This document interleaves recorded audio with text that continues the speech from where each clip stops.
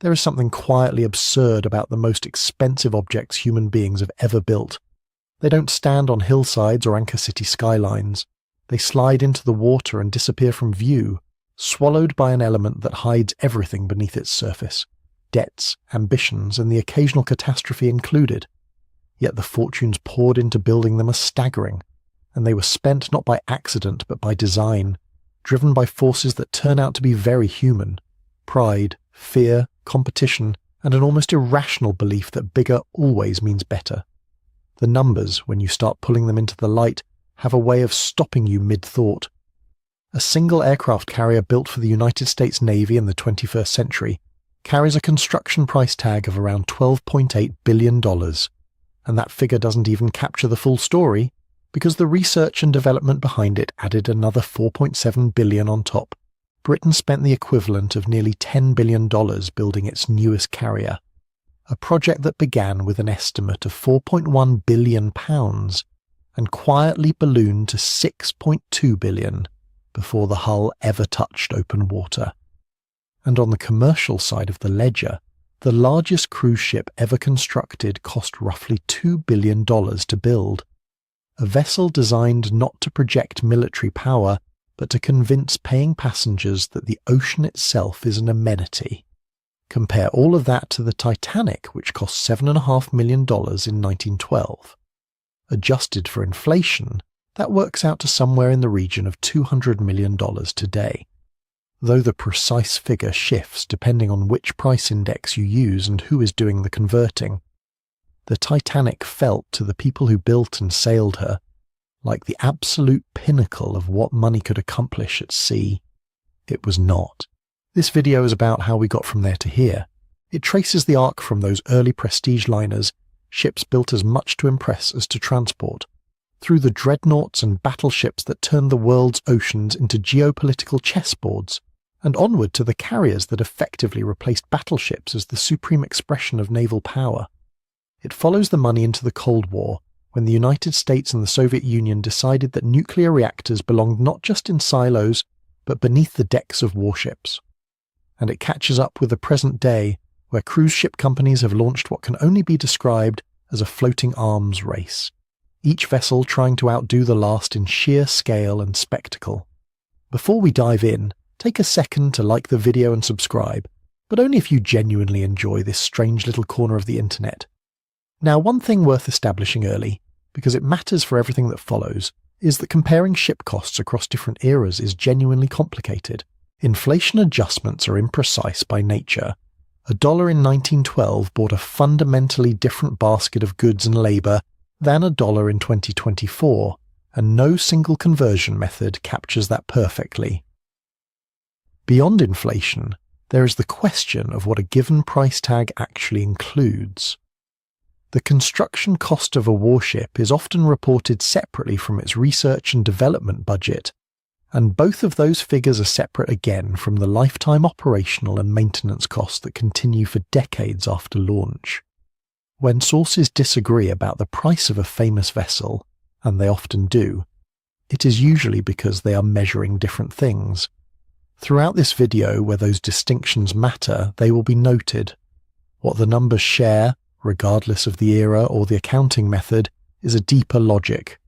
Every ship on this list is expensive not simply because it is large, but because it is a statement. The ocean liner of the early 20th century was a statement about national prestige at a time when transatlantic travel was the ultimate benchmark of civilization. The battleship was a statement about deterrence, about the cost an enemy would pay for starting a war. The aircraft carrier became a statement about strategic reach, about the ability to project power anywhere on Earth with no permission required. And the modern mega cruise ship is a statement about commerce and desire, about what people will pay to feel as though the ordinary world has been left entirely behind. Each of these ships was built by people who believed, with varying degrees of justification, that the cost was worth it. Sometimes they were right. Sometimes the ship sat rusting at a dock, or sank on its maiden voyage, or was decommissioned before it ever saw serious action. The relationship between what a ship costs and what it actually delivers has never been straightforward, and that gap between ambition and outcome is where some of the most interesting history lives. So the question this video sets out to answer is not simply which ships were the most expensive. It is why they were built at all, what fears or appetites or rivalries made the price seem reasonable to the people signing the checks. The ocean keeps its secrets well, but the money always leaves a paper trail. By the early years of the 20th century, the North Atlantic had become the most closely watched stretch of ocean in the world. Not because of its weather, though the weather was frequently appalling, but because of what was racing across it. The great steamship lines of Britain, Germany and the United States had turned the transatlantic crossing into something closer to a tournament than a voyage, and the ships they deployed were less vessels of transport than rolling declarations of national capability. The stakes were real, and the rivalries were personal. Germany's Hamburg America Line and Norddeutsche Lloyd had been aggressively claiming speed records and passenger prestige through the 1890s and into the early 1900s, and the British government watched with a kind of institutional alarm. When Cunard came forward with plans for 2 new superliners that would reclaim the Atlantic for British enterprise, the government did not simply cheer from the sidelines.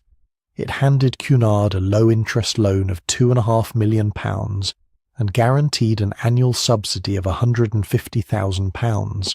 Funding that made the construction of Lusitania and Mauretania possible. National pride had been formally priced and entered into the budget. This is the world that Titanic was born into.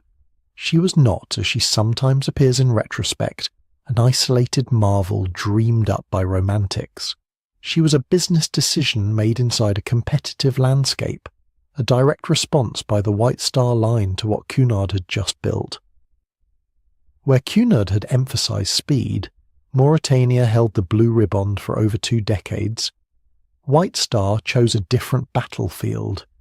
The Olympic-class ships, of which Titanic was the second, would be larger, more lavish, and more persuasively comfortable than anything their rivals could offer. The argument was not that they were fastest. The argument was that they were finest. That distinction shaped every pound spent on construction. Titanic cost roughly $7.5 million to build, somewhere in the range of $200 million by today's measures, though that conversion depends on which index you use, and the investment bought 3 years of labour, 3 million rivets, 46,000 tons of displacement, and a hull stretching 882 feet from bow to stern. What the numbers don't capture is the deliberate theatre of the interiors, the grand staircase, the à la carte restaurant, the Turkish baths, the squash court. These were not amenities added after the structural work was finished. They were the point. The ship also carried more practical justifications. The RMS prefix was not decorative. Titanic was a Royal Mail steamer, operating under contract to carry the Crown's correspondence, and on her maiden voyage she held 3,364 bags of mail, worked by a full-time post office staff. Mail contracts provided reliable government-backed revenue that helped underwrite the enormous capital cost of construction. Meanwhile, in the lower decks, approximately 900 third-class passengers were making the crossing toward new lives in America, their fares adding another stream of income that made the arithmetic of building these giants viable. The grandeur of first class and the practicality of steerage were not contradictions. They were the 2 halves of the same business model. Safety, too, had been turned into a selling point. The Olympic-class ships featured a double bottom, 16 watertight compartments, and engineering details marketed as evidence of mastery over the sea itself. The confidence with which these features were described was not recklessness in isolation. It was a continuation of the broader language these companies used to distinguish their vessels. Every technical claim was also a commercial claim. Every safety feature was also a reassurance aimed at a travelling public that still, on some level, understood the ocean as a place where things could go wrong. What the Atlantic crossing had become, by the time Titanic slid out of Belfast in 1911, was a competition in which the ships themselves were the message. The cost of building them was not purely a function of what it took to cross an ocean. It was a function of what it cost to make a statement, about a nation's industry, about a company's ambition, about the belief that human engineering had reached a point where the sea had been, if not tamed, then at least addressed with appropriate seriousness. That belief was about to be tested in the coldest possible terms. The maiden voyage began on April 10, 1912, with all the ceremony that a ship of that standing required. Southampton sent her off with crowds and tugboats, and she called at Cherbourg and Queenstown before setting her course westward into open water. She carried over 2,000 people, passengers and crew alike, along with enough luggage, cargo and mail to stock a small town. First-class travellers dined on oysters, filet mignon, and 12-course meals attended by staff who understood that the quality of service was itself part of the investment White Star had made. The ship was not simply crossing the Atlantic. She was demonstrating with every linen napkin and every polished railing that the money spent on her had been spent correctly. That money was considerable, even by the standards of an industry already comfortable with large numbers. The $7.5 million charged to build Titanic at Harland and Wolff's Belfast yard was not a single line item easily explained. It was the accumulated cost of 3 years of labour by roughly 3,000 workers, of 3 million rivets driven by hand and by machine into a hull stretching nearly 883 feet from bow to stern. It was the cost of twin propeller shafts driven by a combination of reciprocating steam engines and a central turbine, of boilers that could generate enough pressure to push 46,000 tons through the North Atlantic at competitive speed. And then, layered over all of that engineering, it was the cost of the Café Parisien, the grand staircase with its wrought iron balustrades and glass dome, the first-class lounge panelled in the Georgian style, the wine cellars, the Turkish baths, the gymnasium with its electric camel and electric horse, for passengers who wanted the sensation of exercise without the effort. These were not decorative afterthoughts. They were structural commitments, built into the ship as deliberately as the keel. In today's terms, that $7.5 million sits somewhere between $150 million and $250 million, depending on which inflation index you apply. Historians and economists have never fully agreed on a single conversion, partly because the labour market, the materials trade, and the nature of skilled shipbuilding work in Edwardian Belfast have no clean modern equivalent. The range itself is telling. Even at its lower estimate, the number describes a vessel of extraordinary ambition. At its upper end, it describes something closer to a national undertaking wearing the clothes of a private enterprise. What amplified the ship's symbolic value beyond its price tag was the language used to describe her. White Star Line's promotional material spoke of the Olympic-class ships as being designed, so far as it was possible, to be unsinkable. Trade journals extended that claim further, and by the time Titanic's name was circulating in the press, the phrase had shed its cautious qualifications entirely. The public received a simpler message, that this ship was, in some meaningful sense, beyond the reach of ordinary maritime disaster. The ship's engineers had not claimed invincibility, but the machinery of commercial promotion had found invincibility to be a more persuasive product than qualified confidence, and so invincibility is what was sold. This is the particular cruelty of the Titanic story as a chapter in the history of expensive ships. The cost purchased extraordinary things, real engineering, genuine luxury, demonstrable scale. What it could not purchase was immunity from a sequence of small failures cascading at exactly the wrong moment. The iceberg that the lookout spotted on the night of April 14th was not by itself a catastrophic obstacle. What made it catastrophic was the ship's speed, the angle of impact, the distribution of damage across watertight compartments that had been designed to contain flooding in certain configurations, but not in the one they faced. The compartments flooded in sequence. The bow pulled under, and in approximately 2 hours and 40 minutes, the ship that had been marketed as the last word in human mastery over the sea settled onto the floor of the North Atlantic, carrying more than 1,500 people with her. The lifeboats, another cost decision, because davits capable of holding more boats had been approved but the full complement never installed, held space for barely half those aboard. The sea temperature was -2 degrees Celsius. Survivors described a silence after the ship went under that seemed to press against them from all sides. The disaster did not end the age of the great Atlantic liners. Ships kept coming. White Star and Cunard eventually merged. The North Atlantic crossing continued for another half-century before the jet aircraft rendered it economically marginal. But the Titanic became something the builders had never intended it to be. A permanent argument against the idea that expenditure equals control. The money had been real, the engineering had been serious, and the ocean had declined to acknowledge either. What followed belongs to a different kind of economics, one that the original investors could not have predicted, and would likely have found both gratifying and deeply strange. For 73 years the wreck sat in darkness at a depth of roughly 12,000 feet, more than 2 miles beneath the surface, undisturbed and unreachable.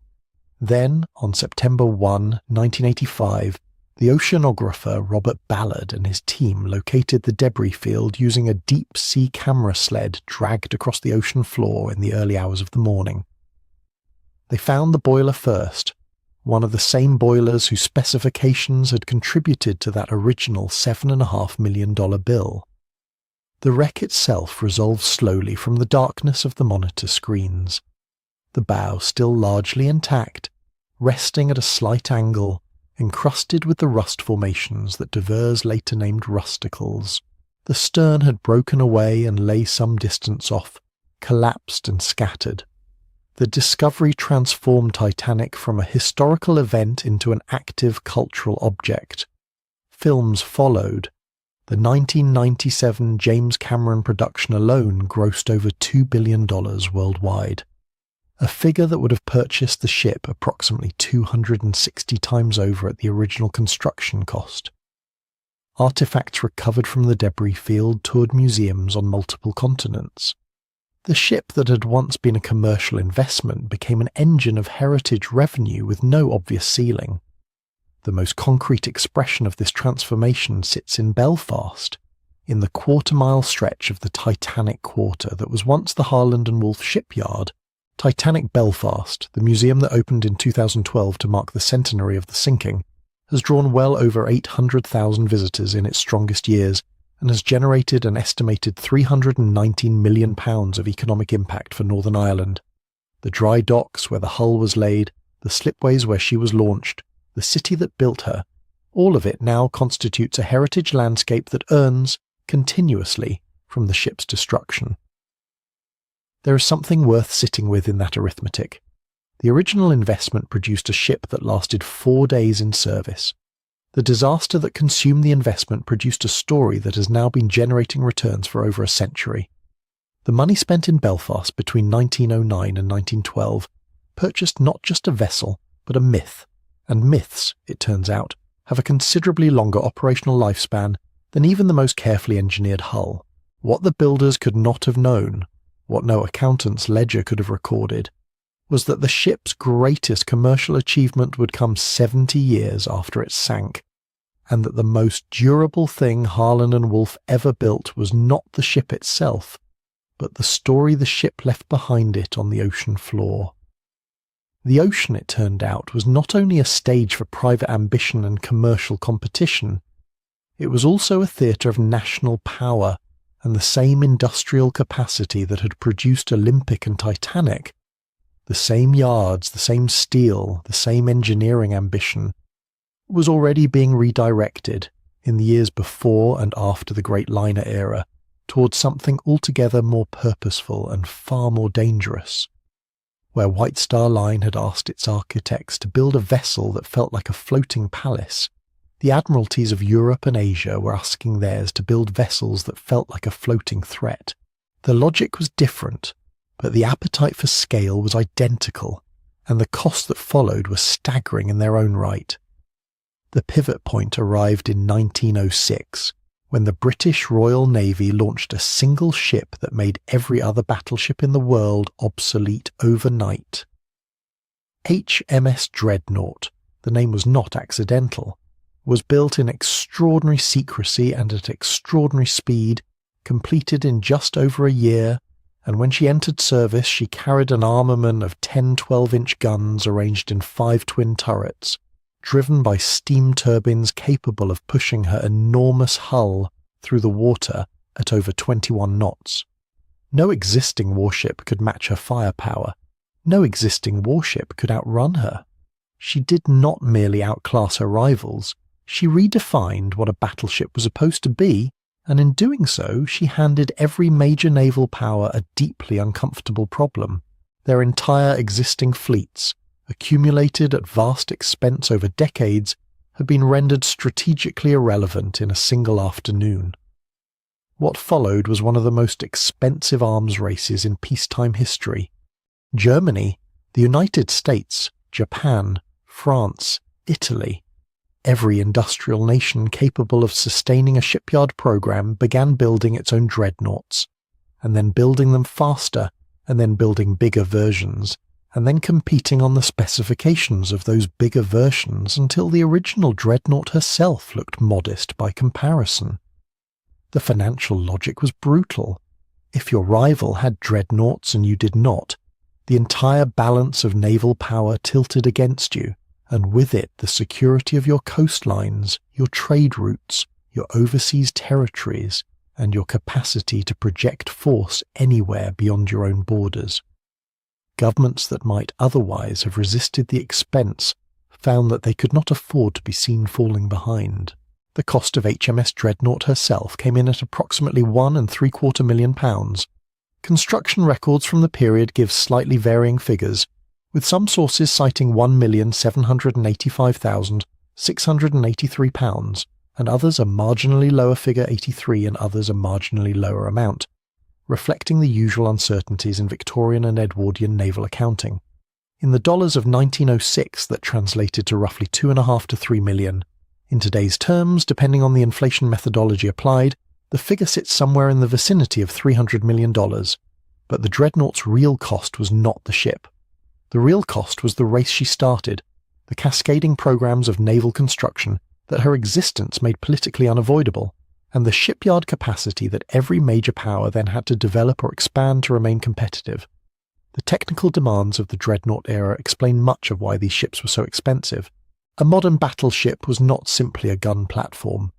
It was a compound engineering problem of nearly impossible difficulty, one in which three contradictory requirements, speed, armour, and firepower, all had to be satisfied simultaneously within a single hull. Speed required larger and more powerful engines, which required more space and more fuel capacity, which increased displacement. Armour sufficient to withstand a 15-inch shell was measured in inches of hardened steel across thousands of square feet of hull and turret face, and every inch of that steel added weight that the engines then had to push through the water. Heavier guns in larger calibers demanded heavier turret assemblies, more complex ammunition handling systems, and stronger deck structures to absorb the shock of firing. Each requirement fed back into every other. Increasing armour forced an increase in displacement, which required more engine power, which demanded more hull volume, which created more surface to protect with armour. The spiral turned outward with every design iteration, and each turn carried a price tag. By the time Japan laid down the Yamato and her sister ship Musashi in the late 1930s, the logic had reached its most extreme expression. Each ship carried 9 18-inch guns, the largest naval artillery ever installed on a warship, in a hull displacing over 70,000 tons when fully loaded. The construction cost for each vessel was approximately 250 million yen, equivalent, by some modern calculations, to around 144 billion yen in 2024 values, though as with all such conversions the methodology matters, and different analysts reach different totals. What is certain is that these were the heaviest, most heavily armed, and most expensive battleships ever constructed, built by a nation that was simultaneously preparing to challenge the combined naval power of the United States and the British Empire. The scale of the expenditure was inseparable from the scale of the ambition. The American Iowa-class battleships, built in the early 1940s, arrived at a more pragmatic version of the same logic. At roughly $100 million per hull in wartime construction costs, they were somewhat less extravagant than the Yamato in absolute terms, but they were faster, better suited to operating alongside carrier task forces, and, critically, they outlasted their Japanese counterparts by decades. Each Iowa-class ship required approximately $58 million per year to operate during their final service period in the 1990s, a figure that gives some sense of how costs extended well beyond the initial construction contract. The justification, in those later years, was partly political. The Soviet Kirov-class battlecruisers represented a prestige threat that American naval planners felt required a visible counter-response, and a recommissioned Iowa in port carried a message that no alternative could quite replicate. That is the deeper logic worth understanding about this entire era of naval expenditure. A warship's value was never purely a function of what it could do in battle. It was also a function of what it communicated before battle became necessary. A fleet of dreadnoughts anchored in harbour was a diplomatic argument written in steel. It told rival governments, merchant shipping companies, colonial administrators, and domestic populations that a nation possessed both the industrial capacity to build such vessels and the strategic will to deploy them. The Yamato, for all the tragedy of her eventual fate, served a deterrent purpose from the moment her keel was laid, because the intelligence reports reaching American and British planners described a ship of such overwhelming size that it forced a recalibration of every existing naval plan. She was expensive precisely because she needed to be, because a cheaper ship would not have sent the same message. This is the principle that connects the dreadnought race of the early 20th century to every great naval expenditure that followed it. The price is not incidental to the purpose. The price is part of the purpose. A warship that costs nothing signals nothing. A warship that costs more than the annual defense budget of a medium-sized nation signals something very specific indeed, and that signal is calculated as carefully as the armour plate thickness or the gun elevation arc. What the battleship era could not foresee was that the signal would eventually be sent by a different kind of ship altogether, one that carried not guns but aircraft, and whose reach extended not to the horizon but to the far edge of the operational range of the planes it launched. The battleship's supremacy was absolute, and then it was over, and the transition from one to the other would rewrite the economics of naval power as completely as HMS Dreadnought had rewritten them in 1906. That transition did not happen gradually, or peacefully, or according to anyone's preferred schedule. It happened because the world went to war twice in 30 years, and the second time it did, the industrial logic of shipbuilding was torn apart and rebuilt from the ground up, under conditions that no peacetime planner had fully anticipated and no pre-war budget had adequately accounted for. The first great shift was one of volume. Before the war, shipbuilding was a craft industry of enormous prestige and considerable deliberation. A capital ship took years to design, years to build, and represented the concentrated effort of tens of thousands of skilled workers, guided by a relatively small number of naval architects who understood the full complexity of what they were constructing. The war abolished that pace. What governments needed in 1941 and 1942 was not perfection. It was quantity, and they needed it faster than anyone had believed possible. The American Emergency Shipbuilding Program produced 2,711 Liberty ships. Between 1941 and 1945, each one a standardized cargo vessel of deliberately unglamorous design, built in sections that could be prefabricated in inland factories and welded together at the waterfront in a matter of weeks. The cost per ship came in at under $2 million, a figure achieved through relentless standardization and a willingness to accept functional adequacy over engineering elegance. Henry Kaiser's yards on the west coast brought construction times down so dramatically that one Liberty ship, the Robert E. Peary, was assembled and launched in 4 days and 15.5 hours. A stunt, certainly, but a stunt that made a serious point about what American industrial capacity could accomplish when the bureaucratic constraints of peacetime were removed. But the Liberty ship represented one end of the wartime shipbuilding spectrum. The other end looked nothing like it. While Kaiser's yards were stamping out cargo vessels by the dozen, the Brooklyn Navy Yard was engaged in something of an entirely different order. The Iowa-class fast battleships that emerged from American yards in the early 1940s cost approximately $100 million each in wartime construction figures, equivalent to roughly $1.5 to $1.6 billion by modern calculations, though inflation adjustments vary by methodology and source. Each ship required an estimated 3.4 million man-hours of design work alone before a single plate of steel was cut. The yard building them employed around 71,000 workers at peak production, and those workers were not merely assembling prefabricated parts, but solving continuous engineering problems, fitting components that had never been fitted before, working from drawings that were still being revised as construction progressed. The workforce numbers behind the war effort as a whole were staggering. American shipyard employment had stood at around 132,000 workers in 1939. By mid-1941 it had reached nearly 300,000, with government planners projecting an expansion to somewhere between 530,000 and 725,000 workers by 1942. These were not abstract figures on a procurement spreadsheet. They were men and women working 12-hour shifts in deafening, dangerous conditions, their wages rising in a spiral that added to the cost of every hull that slid down the ways. Safety was a negotiation rather than a guarantee.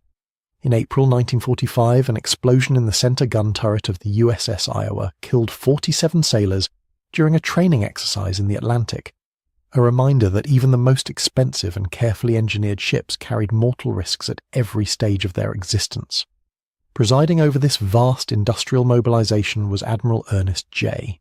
King, appointed Commander-in-Chief of the United States Fleet and Chief of Naval Operations simultaneously after Pearl Harbor, a concentration of naval authority that had no modern precedent. King was not a man who accepted constraints gracefully. He demanded speed, he demanded tonnage, and he demanded that the ships being built were not merely numerous, but technologically capable enough to face whatever the Axis could deploy against them. That demand drove costs in ways that procurement documents did not always capture clearly. The Iowa-class battleships that emerged from this pressure were not the battleships of 1906 or even of 1936. They carried early SK air search and SG surface search radars that gave their commanders an awareness of the tactical picture extending well beyond visual range, systems that were upgraded during the war to SK2 and SG2 variants, as the technology evolved faster than any peacetime development cycle would have permitted. Damage control philosophy had been transformed by the lessons of ships lost in the early years of the war, and the internal subdivision, firefighting systems and armor arrangements of the later American capital ships reflected those lessons in ways that added weight, complexity, and cost to every design decision. Propulsion advances pushed power outputs beyond what pre-war engineers had thought achievable within the constraints of available hull space. Each of these improvements was urgently necessary, and each of them cost money that in peacetime would have required years of budget justification and committee review. Wartime collapsed that process. If a new radar installation could give a task force commander 4 additional minutes of warning before an air attack, it went on the ship. If a revised bulkhead arrangement could keep a torpedoed vessel afloat for 2 more hours, it went into the design. The question was never whether an improvement was worth the expense. The question was whether it could be ready in time. This is what war does to a naval budget. It removes the peacetime friction that normally moderates spending, the competing priorities, the political reluctance, the public scrutiny, and replaces it with a single overriding criterion: survival. Admirals were betting not just fortunes but fleets on the steel they were commissioning.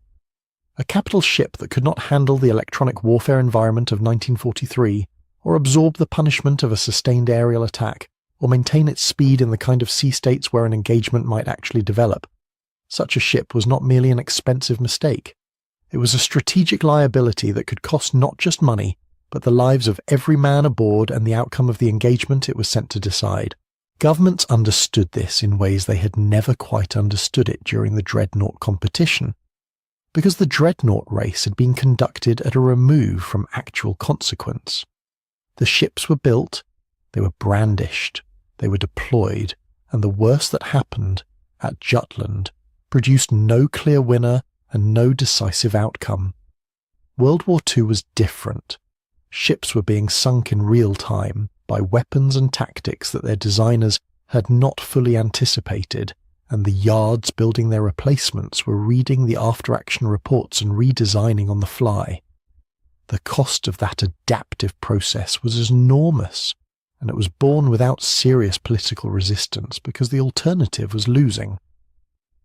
The great irony of all this expenditure on battleships, the Iowas, the Yamatos, the Royal Navy's King George V class, was that the ships which ended up mattering most to the outcome of the war at sea were not the ones that cost the most per hull. They were the aircraft carriers, whose capacity to project air power across hundreds of miles of open ocean had been demonstrated at Coral Sea and Midway, before most of the war's great battleships had even fired their guns in anger.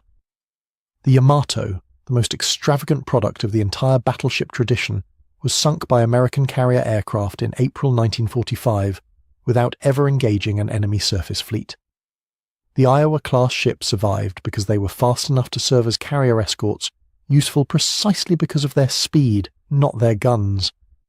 The battleship era did not end quietly. It ended in fire and salt water, and the lesson it left behind was written into every naval budget and every strategic planning document produced in the decade that followed. The next dominant ship would carry planes, not guns, and building it would cost more than anyone had yet imagined. The lesson did not take long to absorb. Even before the last Japanese battleships had slipped beneath the Pacific, naval planners in Washington and London were reworking their procurement assumptions around a single central truth. The ship that mattered was the one carrying aircraft, not the one carrying the largest guns. The carrier had not replaced the battleship through a formal policy decision or a committee recommendation. It had done so through the brutal empiricism of combat, and the officers who survived Midway, Leyte Gulf, and the long grinding campaign across the Central Pacific did not need a doctrine paper to tell them what they had witnessed. What they needed was a carrier that could do more, carry more, and sustain operations at a pace and scale that the improvised conversions and wartime fleet carriers had never been designed to manage, and building that ship, designing it from first principles rather than adapting merchant hulls or reshaping vessels conceived for an older strategic logic, was going to cost in ways that the wartime emergency budget had never fully confronted. The transition felt to those inside it less like an invention than a recognition. The carrier had always been a different kind of platform, where a battleship concentrated its power in a single, devastating moment of direct engagement. A carrier distributed its power across hundreds of miles of sky, projecting force without exposing the hull to the fight. Its weapons were not bolted to its deck, they were launched from it, and they returned to it, refueled and rearmed, and launched again. That cycle, that continuous rhythm of departure and recovery, was the carrier's defining capability, and it was also the source of every engineering challenge and every hidden expense that followed. The arrival of jet aircraft made the challenge considerably more acute. Jet fighters were faster, heavier, and far less forgiving of carrier decks designed around propeller-driven machines. They needed more runway to reach flying speed. They landed harder and faster. Their engines, spinning at forces that the earlier generation of naval architects had not designed around, required new arresting gear, new catapult technology, and new structural reinforcements throughout the flight deck and the hangar below it. Every solution to the jet aircraft problem was also an engineering problem, and every engineering problem had a price. The angled flight deck, one of the defining innovations of the post-war carrier, was the answer to a question that the straight deck design could not resolve. If a jet missed the arresting wires during recovery, a straight deck offered no second chance without risking every aircraft parked forward. The angled deck redirected the landing path away from the ship's center line, giving pilots a clear overshoot and the ability to go around for another attempt. It sounds simple in retrospect. It was not simple to engineer, to integrate into a hull already carrying fuel lines, ordnance magazines, aviation workshops, crew berthing, and command spaces, or to retrofit onto ships that had been built around different assumptions. When the United States incorporated it into new construction rather than retrofit, the cost of doing it right became part of the cost of the hull. USS Forrestal, commissioned in 1955, was the first ship built from the keel up to answer all of these questions simultaneously. Its construction cost came in at around $217 million, a figure that in the context of today's procurement calculations represents something in the range of $2 billion. though inflation adjustments depend considerably on the methodology and base year applied. That number, substantial as it was, purchased something genuinely new. A ship of 78,000 tons with an angled flight deck, steam catapults capable of launching the heaviest jet aircraft in the inventory, an integrated island structure designed to manage simultaneous launch and recovery operations, and the internal volume to sustain all of it for extended deployments without returning to port. One ship had become a mobile airbase, capable of operating where no airfield existed, and projecting force at distances that made the range of a battleship's guns look almost quaint. The word supercarrier was not yet in common use, but the concept it described was already clear to anyone who walked Forrestal's flight deck and understood what that expanse of steel represented. A commander with a supercarrier in his task group had, in effect, a piece of sovereign territory that could be repositioned anywhere on the ocean. Its aircraft could reach targets hundreds of miles inland. Its radar and electronic warfare systems could extend awareness across a tactical picture no surface engagement would ever encompass. And its crew, more than 4,000 sailors and airmen, represented a concentration of specialized training and operational knowledge that took years to accumulate and could not be replaced quickly if the ship was lost. That last point mattered more than any single budget line. The visible cost of a supercarrier was the construction figure, and even that was difficult to interpret cleanly because it depended on what was included: hull and machinery, electronics and weapon systems, initial spares and training, or only the basic contract price negotiated with the shipyard. But behind the visible number lay expenses that procurement documents rarely assembled into a single total. Training a carrier air wing to the standard required for sustained combat operations took years and cost hundreds of millions of dollars annually. Maintaining the specialized industrial base needed to build and service the catapult systems, the arresting gear, the aviation fuel systems and the weapons handling equipment required continuous investment even between construction programs. The yards capable of building these ships, Newport News, in Virginia, was ultimately the only American facility with the capacity and expertise to build a nuclear carrier from the keel up, could not be stood down between contracts and restarted cheaply when the next hull was needed. They had to be sustained, their workforce kept trained and employed, their supply chains maintained, because once allowed to lapse, they could not be quickly rebuilt. This was the recurring pattern that supercarrier programs established, and that every subsequent leap in capability would repeat. The capability cost was not just the ship. It was the entire ecosystem required to build, operate, and sustain the ship at the level of performance that justified the investment. And as American carriers grew larger, more capable, and more central to the strategic planning of naval commanders who are now thinking in terms of global reach rather than regional sea control, the ecosystem required to support them grew proportionally. The post-war supercarrier was also, unmistakably, a political instrument. Deploying a carrier task group to a contested region was a form of communication that required no translation and admitted no ambiguity. It was a statement of industrial capacity as much as military capability, a signal that the nation operating it had the shipyards, the technology, the trained workforce, and the sustained political will to build and maintain platforms of this complexity. Nations without that industrial depth could not credibly threaten to match it. The carrier announced quietly but unmistakably that the gap between first-rank naval powers and everyone else was measured not just in ships, but in the accumulated technological and industrial investment required to produce them. By the early 1960s, American naval planners were confronting a question that Forrestal's designers had left partially unanswered. Steam catapults and aviation fuel tanks consumed enormous quantities of resources. Conventional propulsion systems, however powerful, limited how long and how far a carrier could sustain operations without the vulnerability of a supply chain stretching back to a distant port. What the supercarrier needed to fulfill the full promise of what it had become was a power source that was not measured in tons of fuel oil and did not diminish with distance.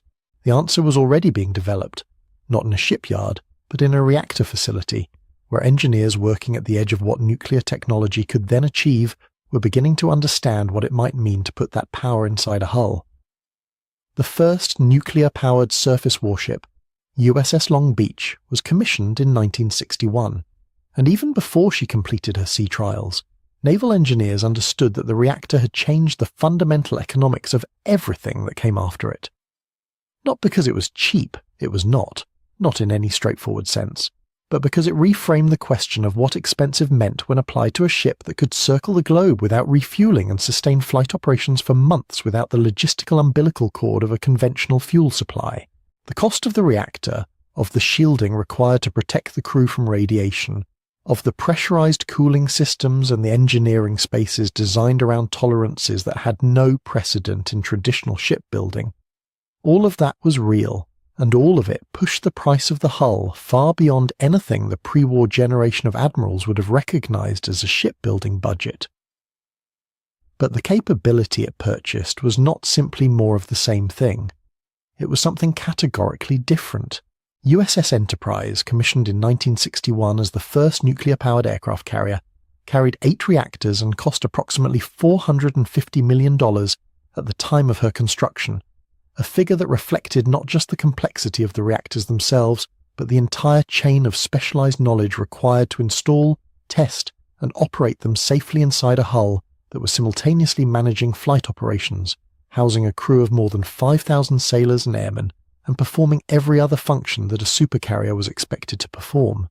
She was, at the moment of her commissioning, the largest warship ever built, and her price tag prompted genuine debate in Congress about whether any single vessel could justify that kind of expenditure. The debate did not slow construction. It rarely did, once the strategic argument had been made clearly enough. And in the early years of the Cold War, the strategic argument for a nuclear carrier was not difficult to make. A ship that did not need to stop for fuel was a ship that could not be threatened by cutting its supply lines. A ship that generated its own power in essentially unlimited quantities was a ship that could support the electronics, the weapon systems, and the command infrastructure that modern naval warfare was beginning to demand. What the reactor changed, in ways that took years to fully appreciate, was not just the range and endurance of the carrier. It changed the internal logic of the ship. Conventional carriers designed their entire internal volume around the contest between fuel storage and everything else. Aviation fuel for the aircraft, fuel oil for the boilers, provisions, ammunition, fresh water, all competing for space in a hull that was already stretched to accommodate a flight deck large enough to operate jets. A nuclear carrier resolved that competition by removing the largest single consumer of internal volume from the equation entirely. The space freed by the elimination of fuel oil bunkers and conventional boiler rooms could be redirected toward the systems that directly supported combat capability: larger aviation fuel tanks, deeper ammunition magazines, more extensive workshop spaces, more capable medical facilities, more sophisticated command and control systems. The reactor did not simply power the ship, it restructured what the ship could be. That restructuring, carried forward through the Nimitz class and into the ships that followed, produced something that naval architects and strategists had begun to describe not as a warship in the traditional sense, but as a floating city, and the phrase, for all its familiarity, was more precisely accurate than it might first appear. A modern nuclear carrier does not merely launch and recover aircraft. It manufactures the operational environment in which those aircraft function. It stores and transfers millions of gallons of aviation fuel through a network of pipes and pumps that would be recognizable in a small refinery. Its ammunition magazines hold enough ordnance to sustain intensive strike operations for extended periods, all of it handled through a weapon system that moves bombs, missiles, and supporting equipment from deep storage to the flight deck through a carefully sequenced choreography designed to keep the rate of aircraft sorties as high as possible.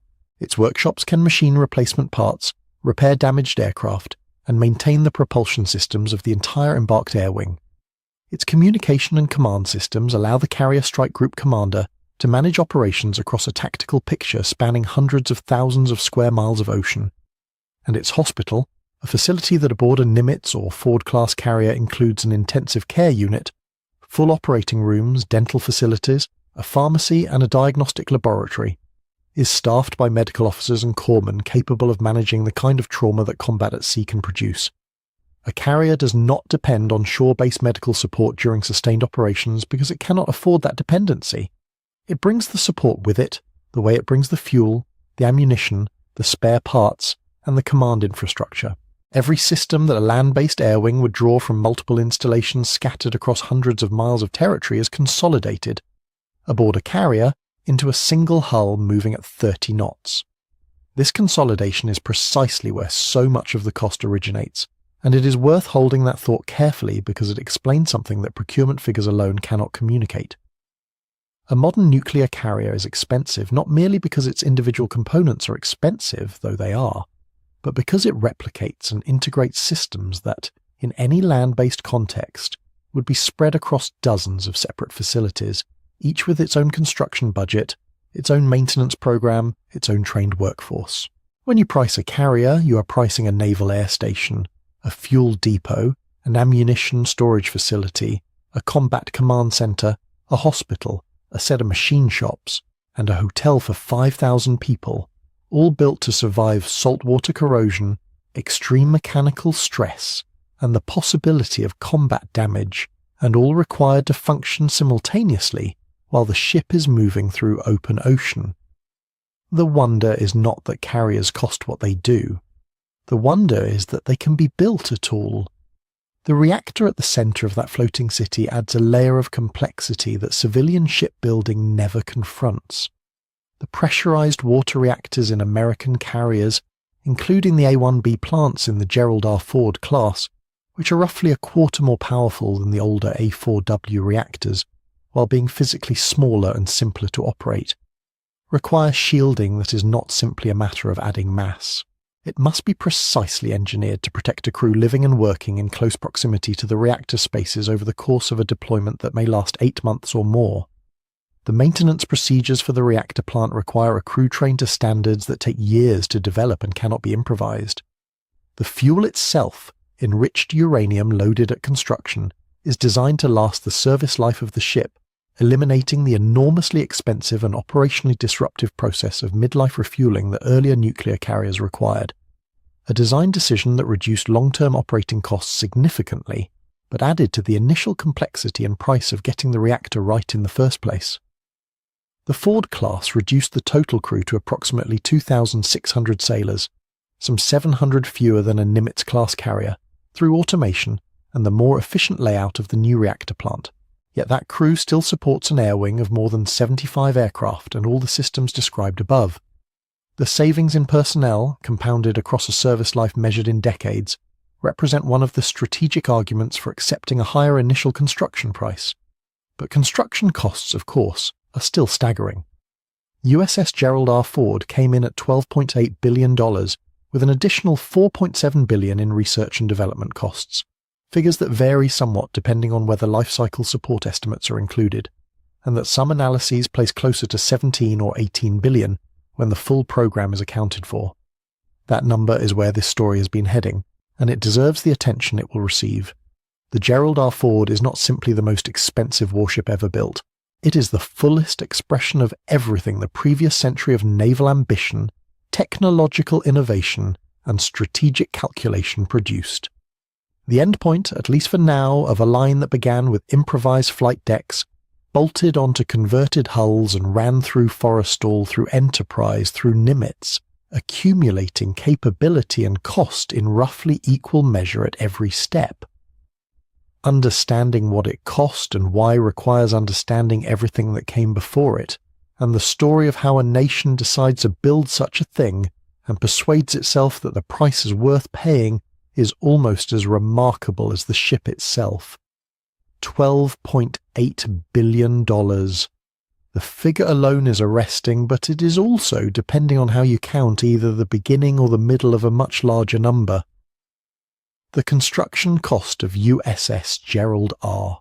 Ford, the lead ship of her class, commissioned in July 2017 after years of delays, cost overruns and technical failures that became a recurring subject of congressional frustration, is distinct from the roughly $4.7 billion in research and development costs accumulated across the Ford-class program.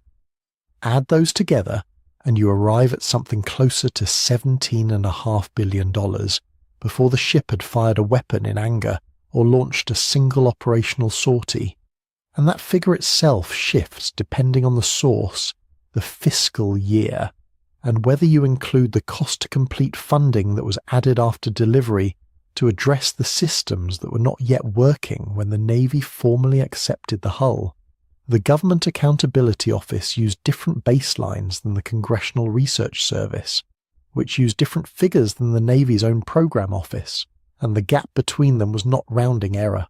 It was the difference between a ship that breached its original $10.5 billion congressional cost cap and one that eventually settled, in fiscal year 2020 dollars, at approximately $13.1 billion in construction costs alone, about $120 million over the last cap Congress set. Understanding why Gerald R. Ford cost what she did requires separating the question of construction from the question of development, and separating both from the question of whether the investment was wise. These are three different conversations, and collapsing them into a single headline number is one of the primary reasons the program was so easy to misrepresent in both directions, either as a scandalous waste or as a straightforward bargain. The development costs exist because the Navy chose to introduce several major new technologies simultaneously, rather than sequencing them across multiple ship classes. The most consequential of these was the Electromagnetic Aircraft Launch System, known as EMALS, which replaced the steam-powered catapults that had slung aircraft off carrier decks since the 1950s. Steam catapults worked through a relatively crude mechanism, a controlled release of high-pressure steam into a piston cylinder, that delivered enormous force but could not easily modulate that force precisely. A heavy strike aircraft and a lightweight drone required different launch profiles, and steam catapults struggled to adapt. EMALS replaced the piston with a linear induction motor, using electromagnetic energy to accelerate the aircraft down the track in a smoother, more controllable arc that reduced stress on airframes and promised to accommodate a much wider range of aircraft types, including the unmanned systems the Navy was already designing for future carrier operations. The technology worked, eventually, but its development took longer than projected, and its early reliability numbers were substantially worse than required. A system that was supposed to need a mean of 4,000 launches between failures was, in early testing, requiring intervention far more frequently. The fixes demanded post-delivery work that extended the gap between commissioning and the ship's first actual deployment. The advanced arresting gear, which catches returning aircraft in place of the mechanical hydraulic systems used on older carriers, experienced its own developmental difficulties. The dual-band radar, combining functions previously performed by two separate systems, required additional maturation time. The weapons elevators, advanced electromagnetic systems designed to move ordnance from the deep magazines to the flight deck faster and more reliably than the older mechanical designs, had failures that were, for a period, a particular source of congressional and media attention, because they were visible and easily explained. A carrier that cannot quickly move weapons from storage to aircraft is a carrier with a crippled sortie rate, and the elevator problems were not resolved until years after the ship's delivery. What the Navy was attempting with Gerald R. Ford was not simply a larger or more powerful version of Nimitz. It was a reinvention of the carrier's internal logic, beginning with the A-1B nuclear reactors, which generated approximately 3 times the electrical power of the older F4W plants in a smaller physical footprint, and extending that electrical surplus outward through every major system on the ship.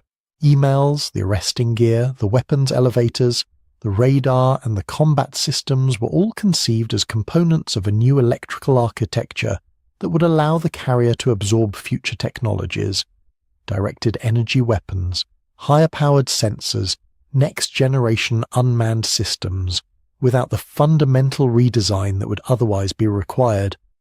The ship was built not just for the missions of 2017, but for the threat environment of 2050.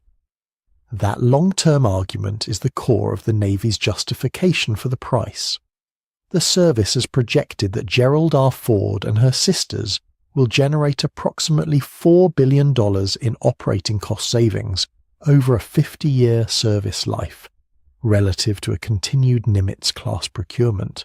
The savings come from three sources: a crew roughly 500 sailors smaller than a comparable Nimitz, reducing personnel costs that compound significantly across decades, a sortie generation rate approximately 25% higher, meaning more aircraft in the air per day without additional expenditure, and lower maintenance and fuel costs from the more efficient reactor plant and the reduced mechanical complexity of systems that no longer depend on high-pressure steam. If those projections are correct, the premium paid for Gerald R. Ford relative to a theoretically cheaper alternative is not a loss. It is an investment that returns its cost over time. The word theoretically is doing real work in that sentence.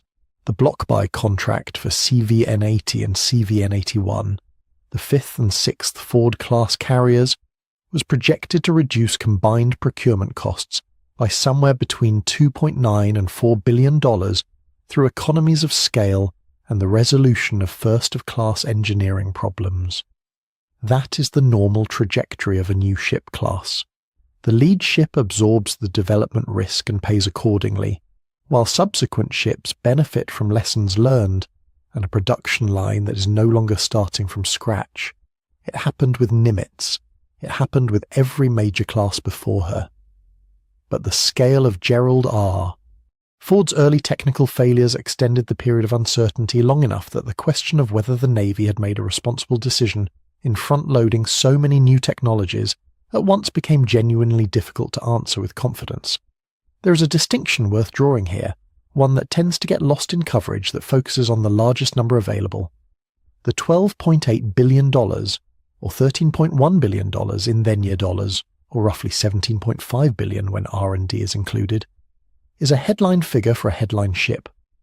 But the value of a carrier is not expressed in its construction cost. It is expressed in what it can do, for how long, across how many deployments, against how many possible adversaries. Steam catapults were not replaced because they were cheap or because the Navy wanted to spend money. They were replaced because the aircraft the Navy planned to operate in the 2030s and 2040s could not be optimally launched by the systems designed in the 1950s, and because retrofitting an entirely new catapult technology into an existing hull mid-service would cost more and disrupt readiness more than building it correctly from the beginning. Gerald R. Ford is, in that sense, a wager that the technologies aboard her will mature as promised, that the savings projections will be realized across a half-century of operation, that the future threats she was designed to confront will be the ones that actually materialize.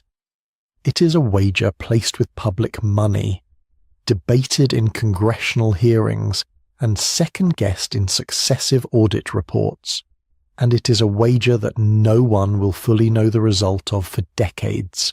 What the ship makes clear, more than any previous carrier before her, is that the question of what a warship costs cannot be separated from the question of what you believe the future will demand, and that the two most expensive words in shipbuilding have always been what if.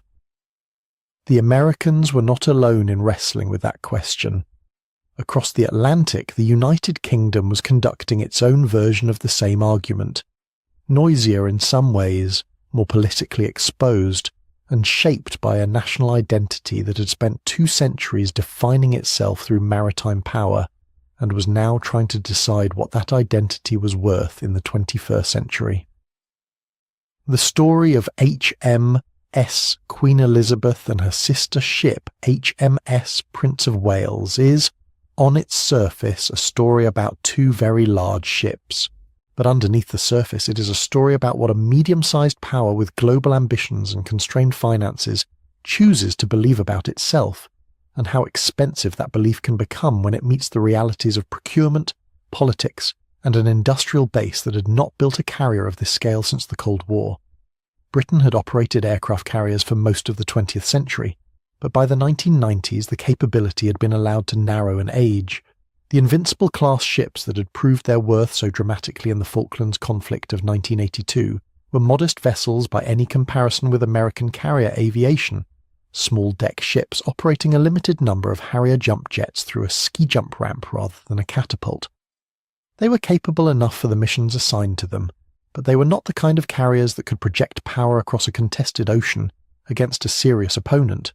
As the threat environment evolved and British defence planners looked ahead toward the 2020s and beyond, there was a growing consensus in certain parts of Whitehall and the naval staff that the gap between what the United Kingdom could do and what it needed to be able to do was widening in a dangerous direction. The decision to build what became the Queen Elizabeth class took shape in the late 1990s and early 2000s through a series of defence reviews that each reaffirmed the principle while deferring the details. When the contract was finally signed in 2008, the projected programme cost was £3.9 billion for both ships, a figure that reflected genuine optimism, or perhaps the kind of institutional pressure to make numbers look acceptable that afflicts defence procurement in every democracy. What followed was a decade of escalation that those original figures could not have survived under any realistic scenario. Design changes played a central role.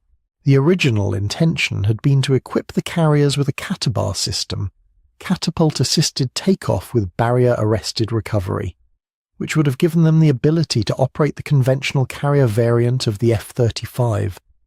The decision to switch to the F-35B, the short takeoff and vertical landing variant, was reversed, and then reversed again, with the mid-program shift back to the STOVL configuration, coming after catapult development costs had already been accumulated, and after design work on the ship's internal layout had been partially completed. Each reversal consumed money and time without producing a finished ship. Inflation, inevitable in a project of this duration, compounded the effect.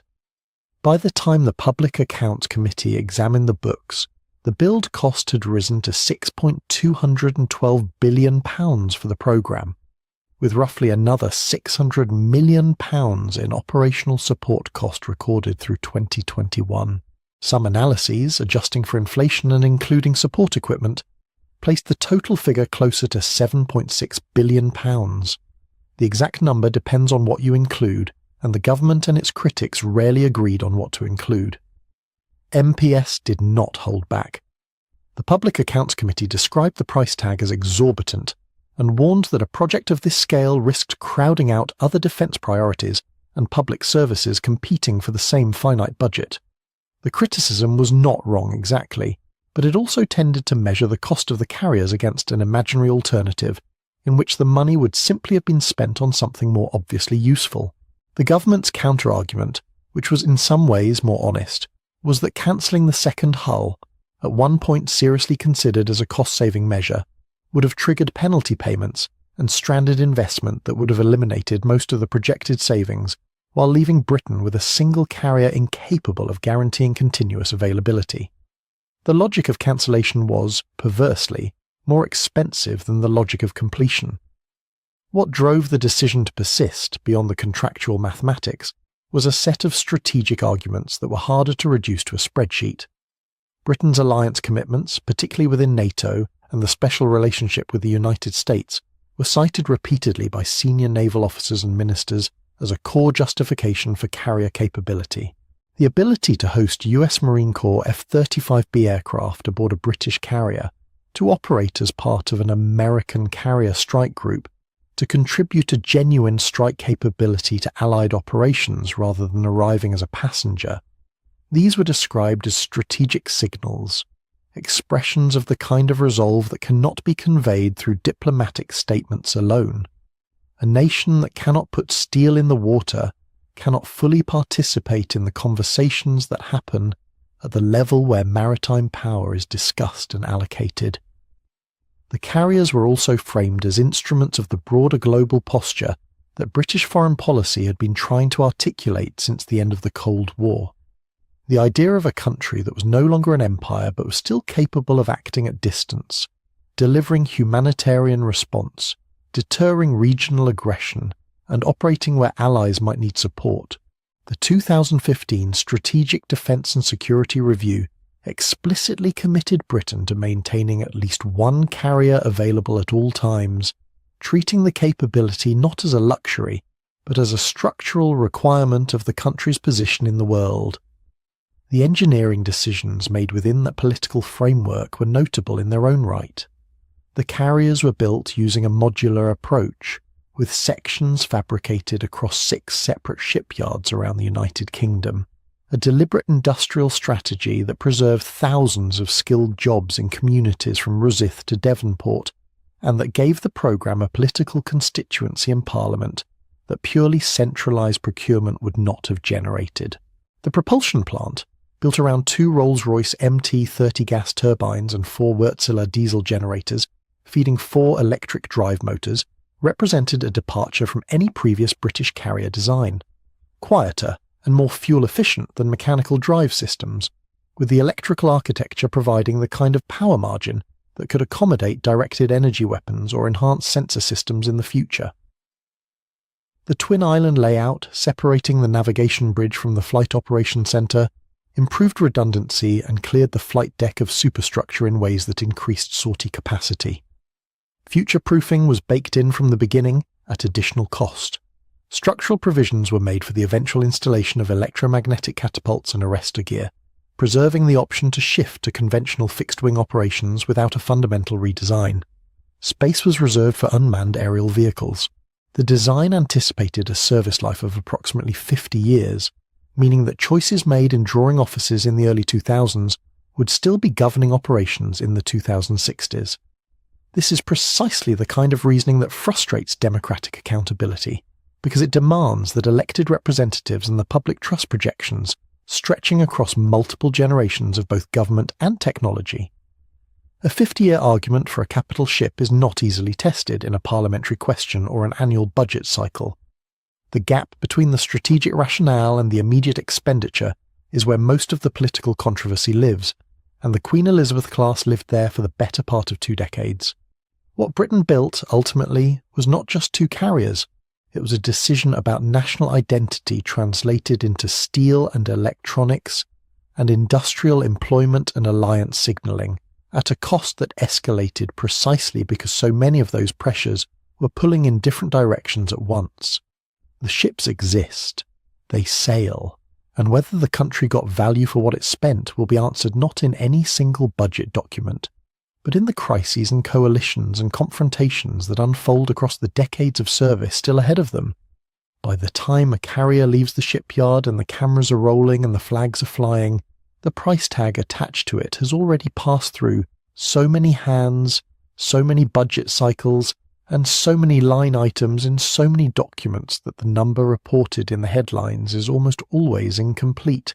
Not deliberately misleading exactly, though the incentives for flattery are real, but structurally incomplete in ways that matter enormously if you are trying to understand what a nation actually commits to when it decides to build one of these ships. The mechanics of that commitment are worth examining because they reveal something that the strategic arguments rarely surface. The way governments finance maritime giants is itself a form of policy, and the accounting choices made at the beginning of a program shape the political arguments that follow it for decades. In the United States, the carrier program runs through the annual congressional appropriations process, but the connection between a given year's budget vote and the eventual cost of a ship is far less direct than it appears. The Navy uses what is called incremental funding, spreading the cash outlays for a single hull across multiple fiscal years so that no single Congress faces the full bill at once. This is partly practical.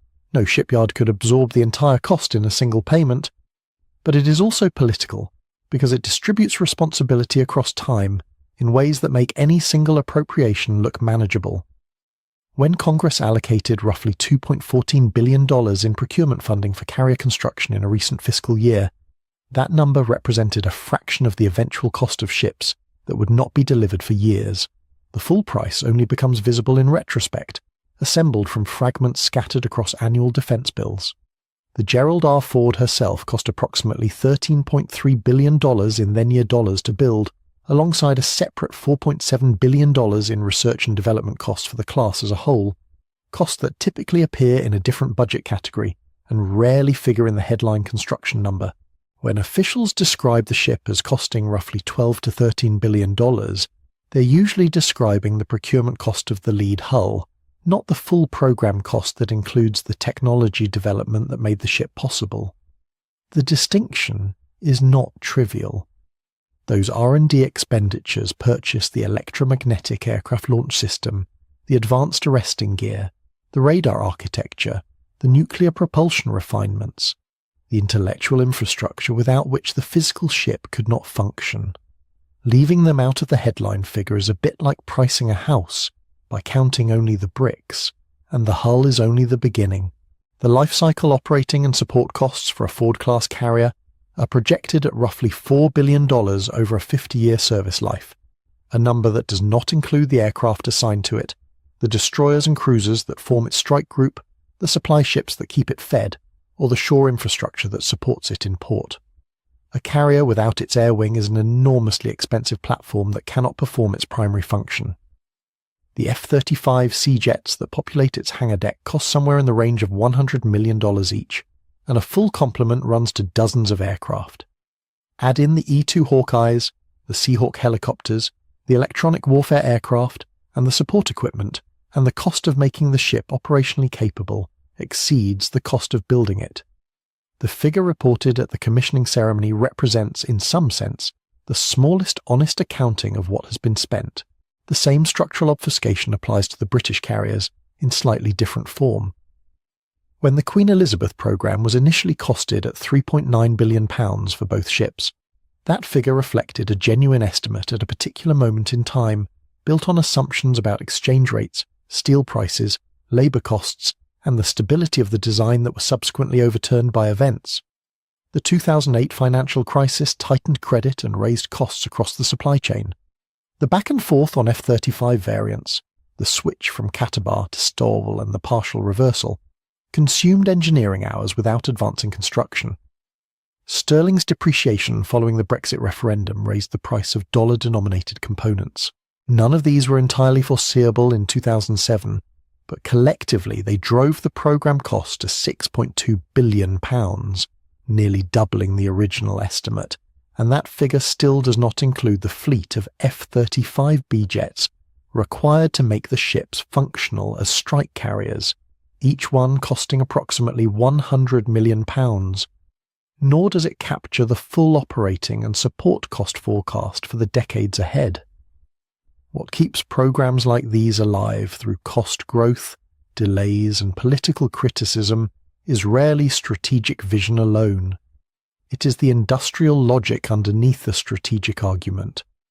In the United States, federal law mandates a minimum carrier force of approximately 11 ships, and the congressional delegations representing the districts where those ships are built exercise considerable influence over procurement decisions.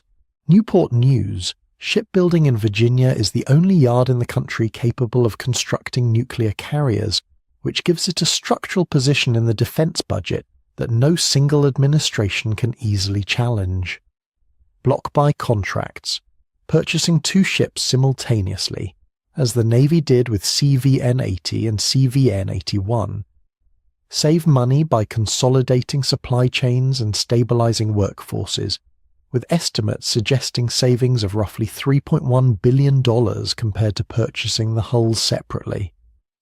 The decision to pursue a block buy is simultaneously a financial strategy and a commitment to the industrial workforce that would otherwise face uncertainty between contracts. In Britain, the modular construction approach that spread fabrication across 6 shipyards was not simply an engineering choice. It was a political architecture that wove the programme into the economic fabric of communities from the Clyde to the Tyne, ensuring that the carriers had parliamentary defenders in constituencies far beyond the naval establishment. When critics raised questions about cost, the response could always gesture toward the thousands of skilled manufacturing jobs sustained by the programme, jobs in welding, electrical systems, marine engineering, and the deep supply chains feeding components to each fabrication site. The Ministry of Defence's commitment to the Queen Elizabeth class was simultaneously a defence policy and an industrial policy, and separating the two was never entirely possible. This is where public debates about whether these ships are necessities, bargaining chips, or prestige projects become genuinely complicated. The honest answer is usually that they are all three, weighted differently depending on who is doing the accounting and what assumptions they bring to it. An admiral looking at the South China Sea sees operational necessity. A foreign minister in a NATO context sees a bargaining chip, a contribution to alliance credibility that earns a seat at certain tables. A prime minister opening a shipyard sees a prestige project in the best sense of the word, an expression of what a country believes itself capable of, employing people whose skills would otherwise have no outlet at that scale. Critics see the same ship and find an opportunity cost. Hospitals, schools, renewable energy infrastructure, measured against strategic threats they assess differently or discount entirely. None of these arguments is simply wrong, and the accounting system that finances the ship does not resolve the argument, it defers it. The costs are distributed across years and agencies and budget categories in ways that make any single calculation contestable, and the ships enter service carrying not only their aircraft and weapons, but the unresolved weight of every spending decision that brought them to the water. Future generations will operate these vessels against threats that do not yet exist, under budget pressures that have not yet materialized, making new arguments about old commitments. The price tag on the commissioning day is only the opening entry in a ledger that will not be closed for 50 years, and by then the ships themselves may already be in a museum or resting on the seafloor, carrying their costs with them into the permanent silence of deep water. The ledger does not close with warships. Once you understand that the most expensive vessels in history were built not merely for function, but for statement, to project power, to claim prestige, to announce that a nation or an institution had arrived at the front rank of human ambition, it becomes easier to recognize the same impulse operating in an entirely different theatre. The flags change, the purpose changes, the scale of the competition, and the willingness to spend extraordinary sums in pursuit of being the largest and the most impressive thing on the water does not change at all. For most of the 20th century, the contest over who could build the biggest ship played out between governments and admiralties. After the Second World War rewrote the logic of naval power, that contest began a slow migration. The age of the great battleship was finished. The age of the supercarrier had arrived, but carriers belonged to the state, and the public rarely saw them up close. What emerged to fill the imaginative space left by the vanishing ocean liner, those floating cathedrals of the early century that had carried the dreams and the fears of millions across the Atlantic, was something that looked, on the surface, like leisure. But underneath, it was the same old ambition wearing different clothes. The modern cruise industry began modestly enough, offering holidays at sea to passengers who might once have boarded a transatlantic liner as a matter of necessity rather than pleasure. But as air travel absorbed the functional demand for ocean crossings, cruise lines were left with a simple competitive problem. If crossing the water was no longer the point, the ship itself had to become the point. The destination had to be the vessel, and once that logic took hold, the only direction the industry could move was toward more passengers, more amenities, more spectacle, more sheer physical scale. The era of the mega cruise ship was not invented by any single company or any single design team.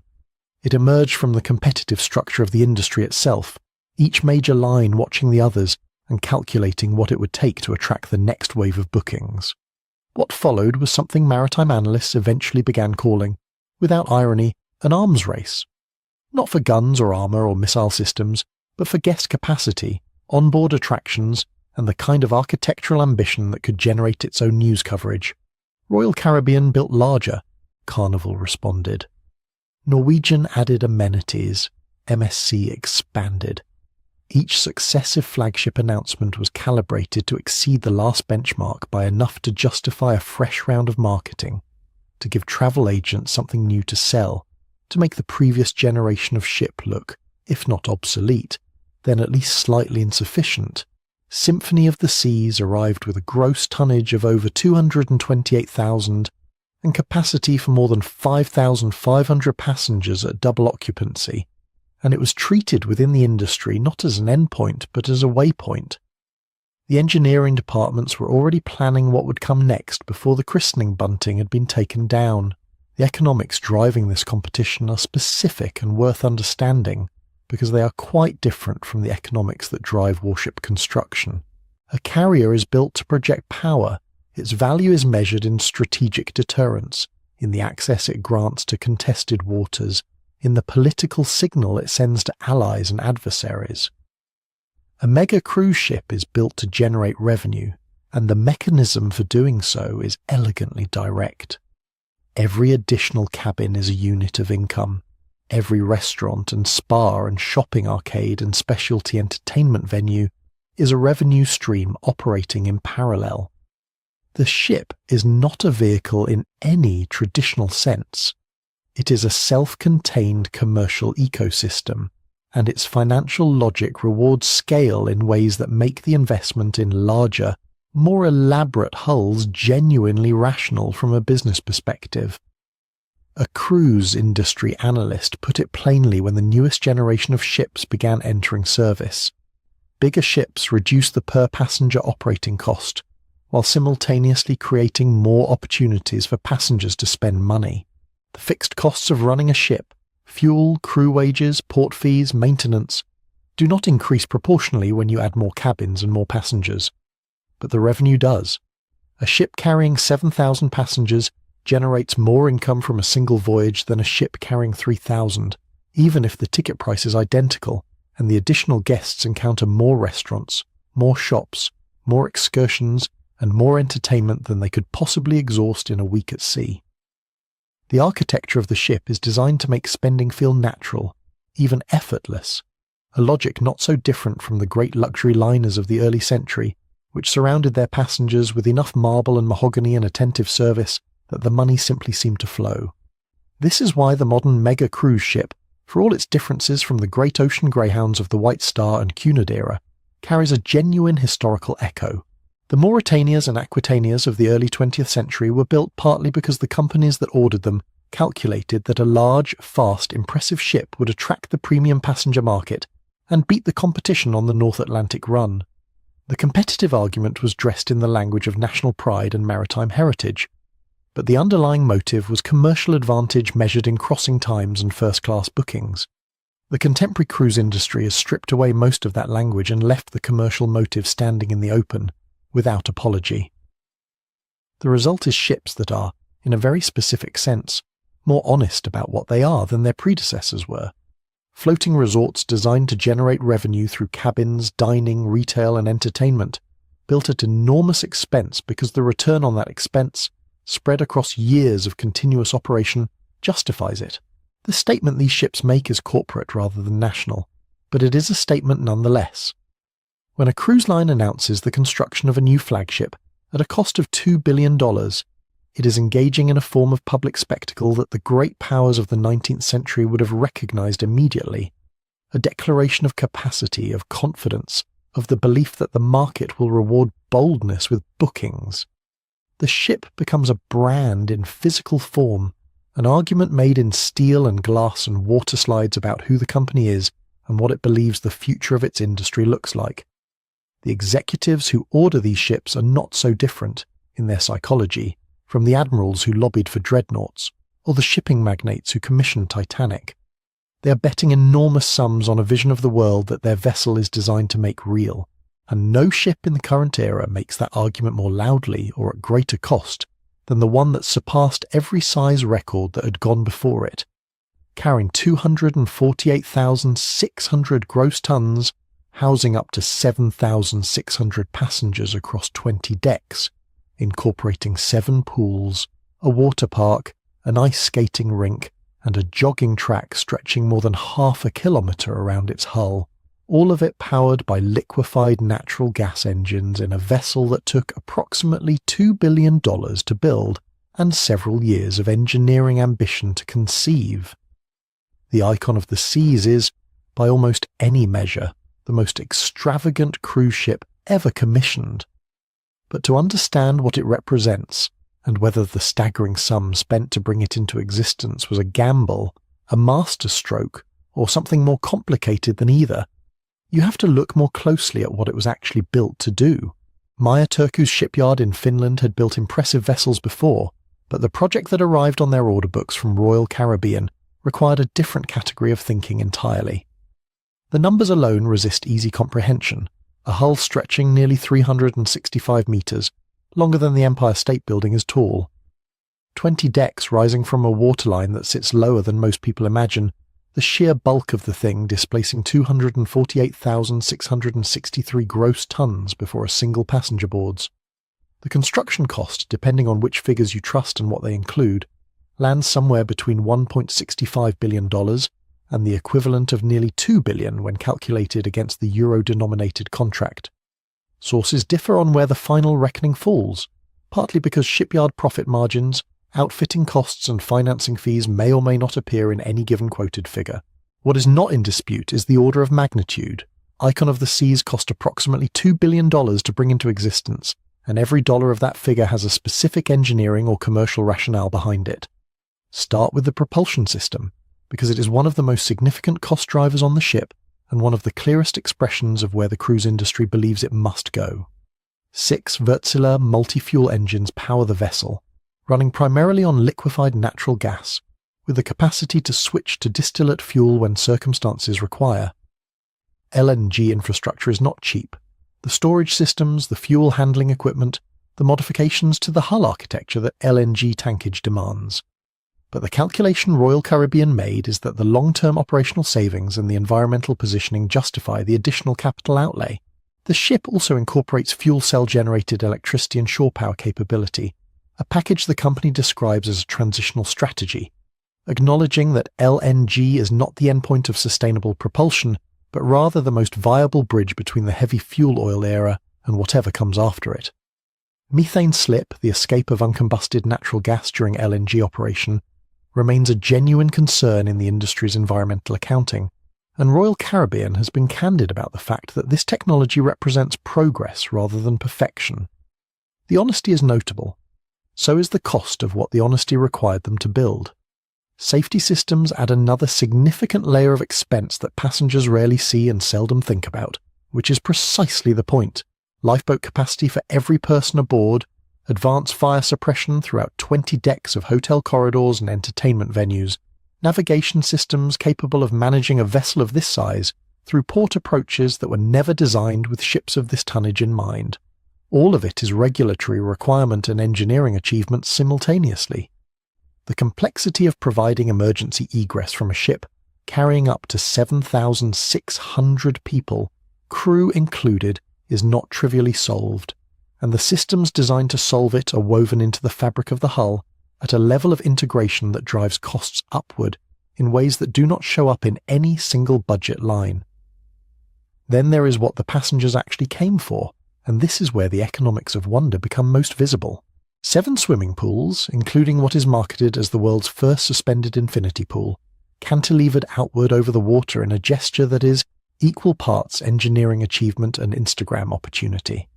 6 water slides, the tallest drop among them a feature designed to generate the kind of visceral, shareable moment that functions as organic marketing.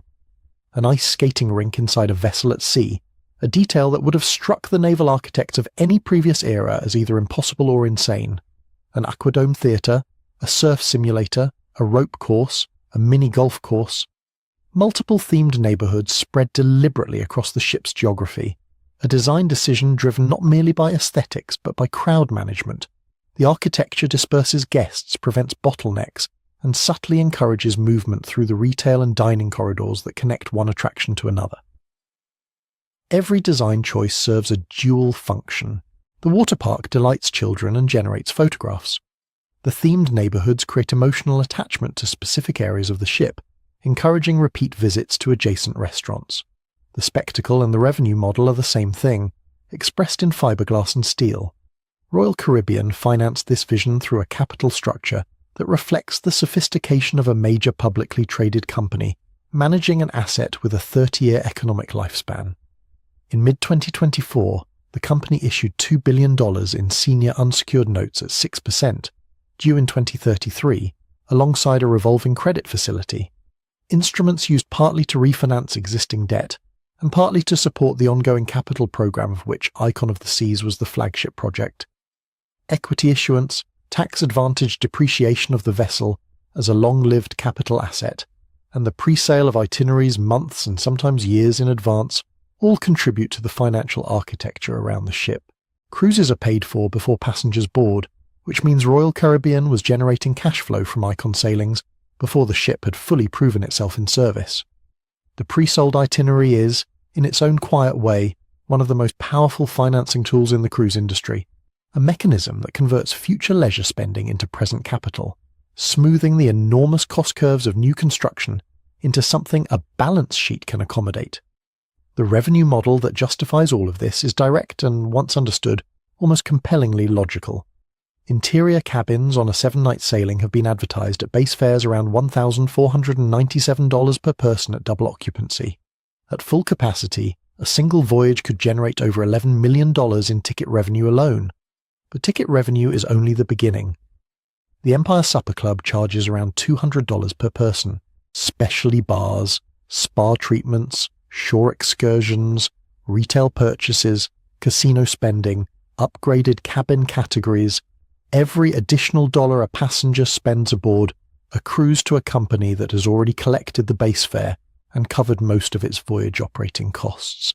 The per-passenger cost of running a ship this size does not scale linearly with capacity. Fuel costs rise, but not proportionally. Crew wages increase, but a ship carrying 7,600 people does not require twice the crew of a ship carrying 3,800.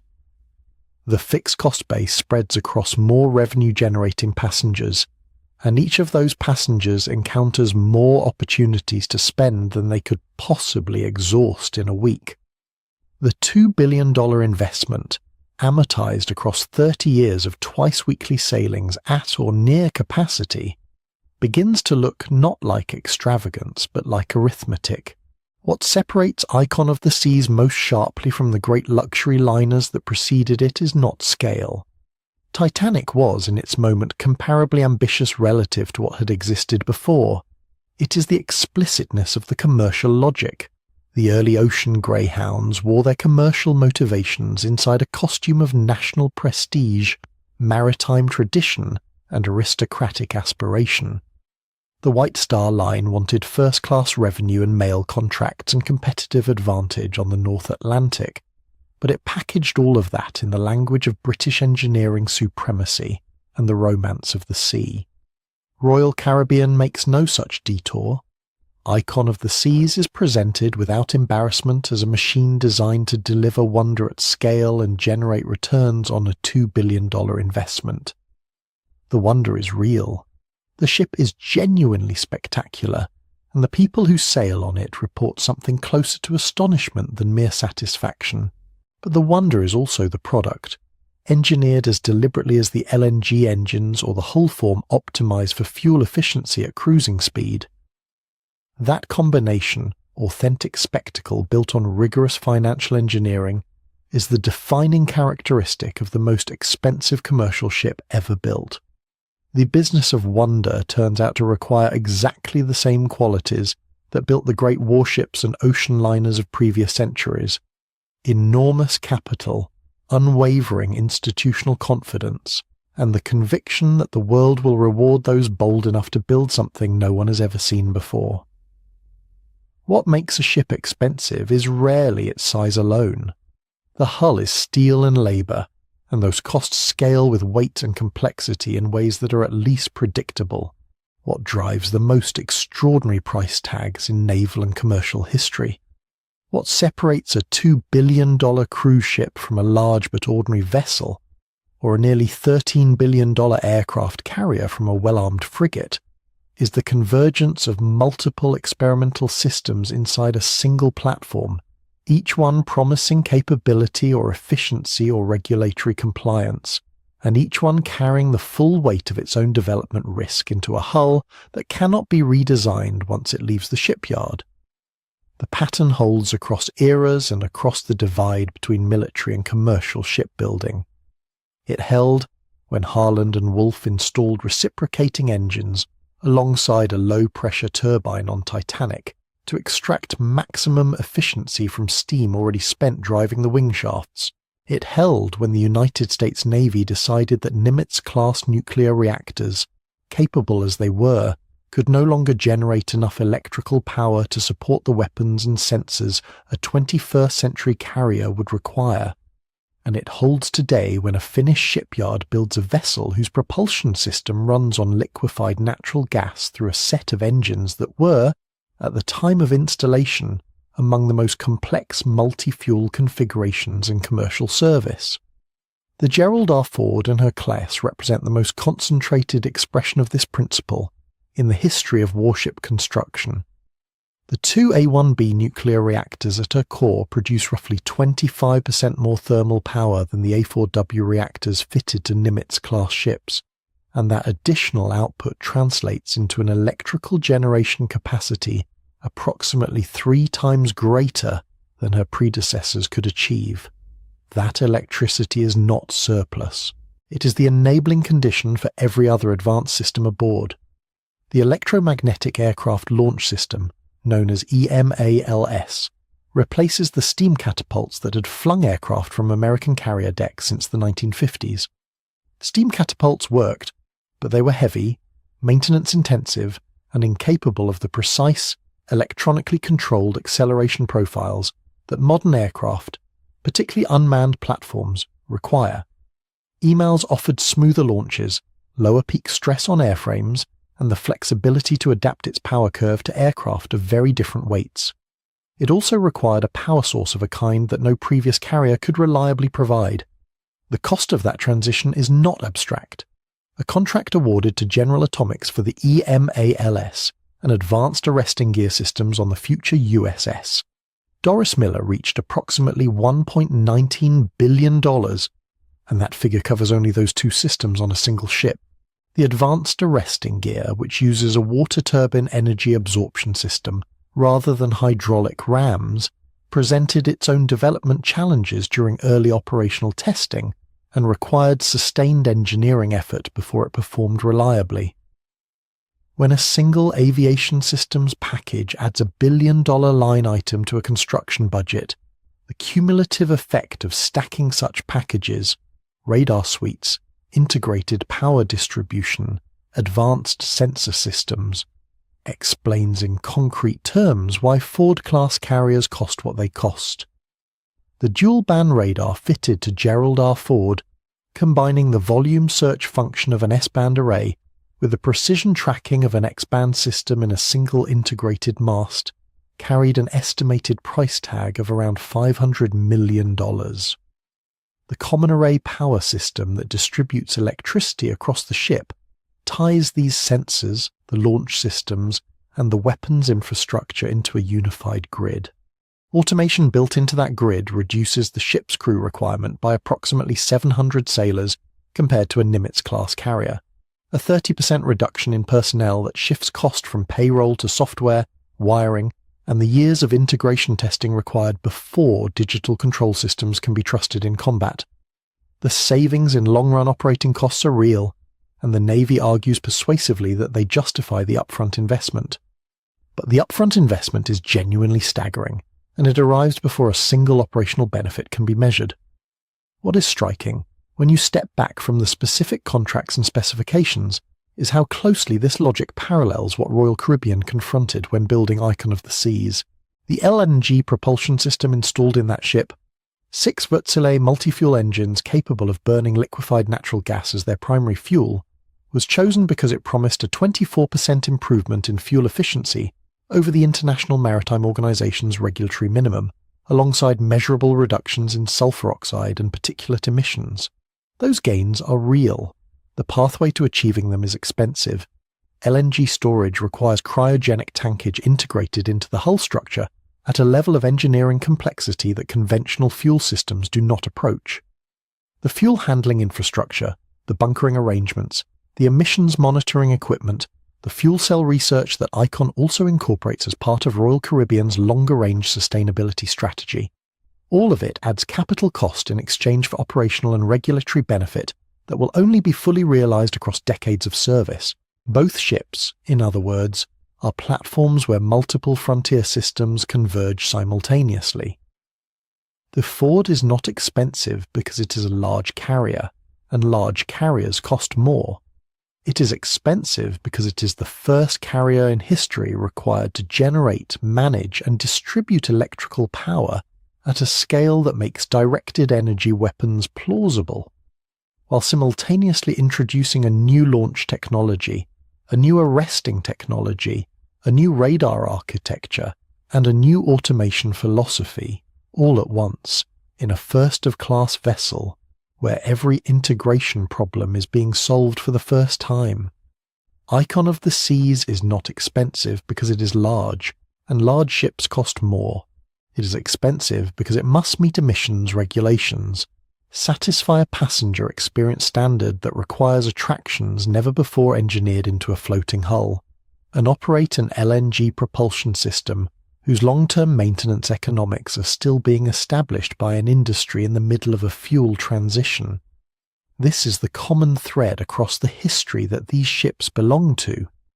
Every era's most expensive vessels were not merely its largest, they were its most technologically ambitious, built at the point where institutional confidence in new systems outpaced certainty about whether those systems would perform as promised. The steam turbine on Mauritania, the all-big gun battery on Dreadnought, the nuclear reactor on USS Nautilus, the angled flight deck and optical landing system on the first supercarriers.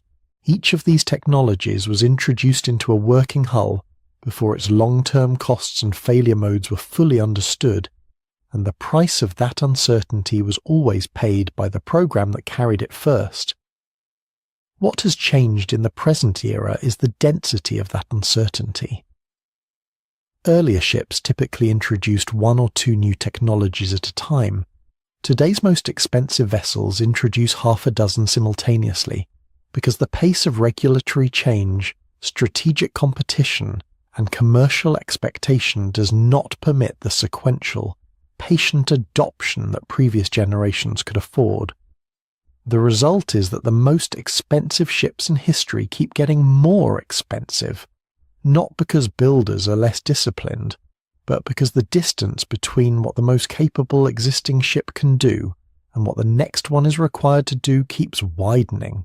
Looking ahead, the technologies waiting at the edge of current shipbuilding practice suggest that the trajectory will not flatten. Autonomous systems, already navigating unmanned surface vessels in trial programs, will eventually require integration into platforms of enormous complexity, with the liability, redundancy, and cybersecurity architecture that crewed ships never had to carry. Advanced composite materials capable of reducing hull weight while improving strength are moving from aerospace applications toward marine use, bringing with them the manufacturing challenges and certification costs that accompany any new structural material. Smarter logistics systems, using real-time data to optimize everything from fuel consumption to crew scheduling to spare parts inventory, are being fitted to ships as software layers on top of hardware that was not originally designed to carry them. Each of these transitions will find its first full expression aboard the most expensive ships of the next generation, because those are the platforms where ambition is given enough money to meet reality. The bill that results will be large. It always has been. But here is the problem with every number cited so far, and it is a problem worth sitting with before this story moves any further. The figures attached to the Gerald R. Ford, to the Queen Elizabeth, to the Icon of the Seas, the billions printed in appropriations bills and press releases and budget justifications, represent something much narrower than the true cost of those ships. They capture the moment of creation.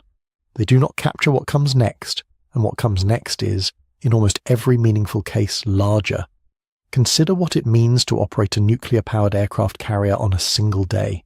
The Ford-class carrier, with its air wing assembled and its crew of roughly 5,000 sailors embarked, costs an estimated $6.5 million per operating day to sustain.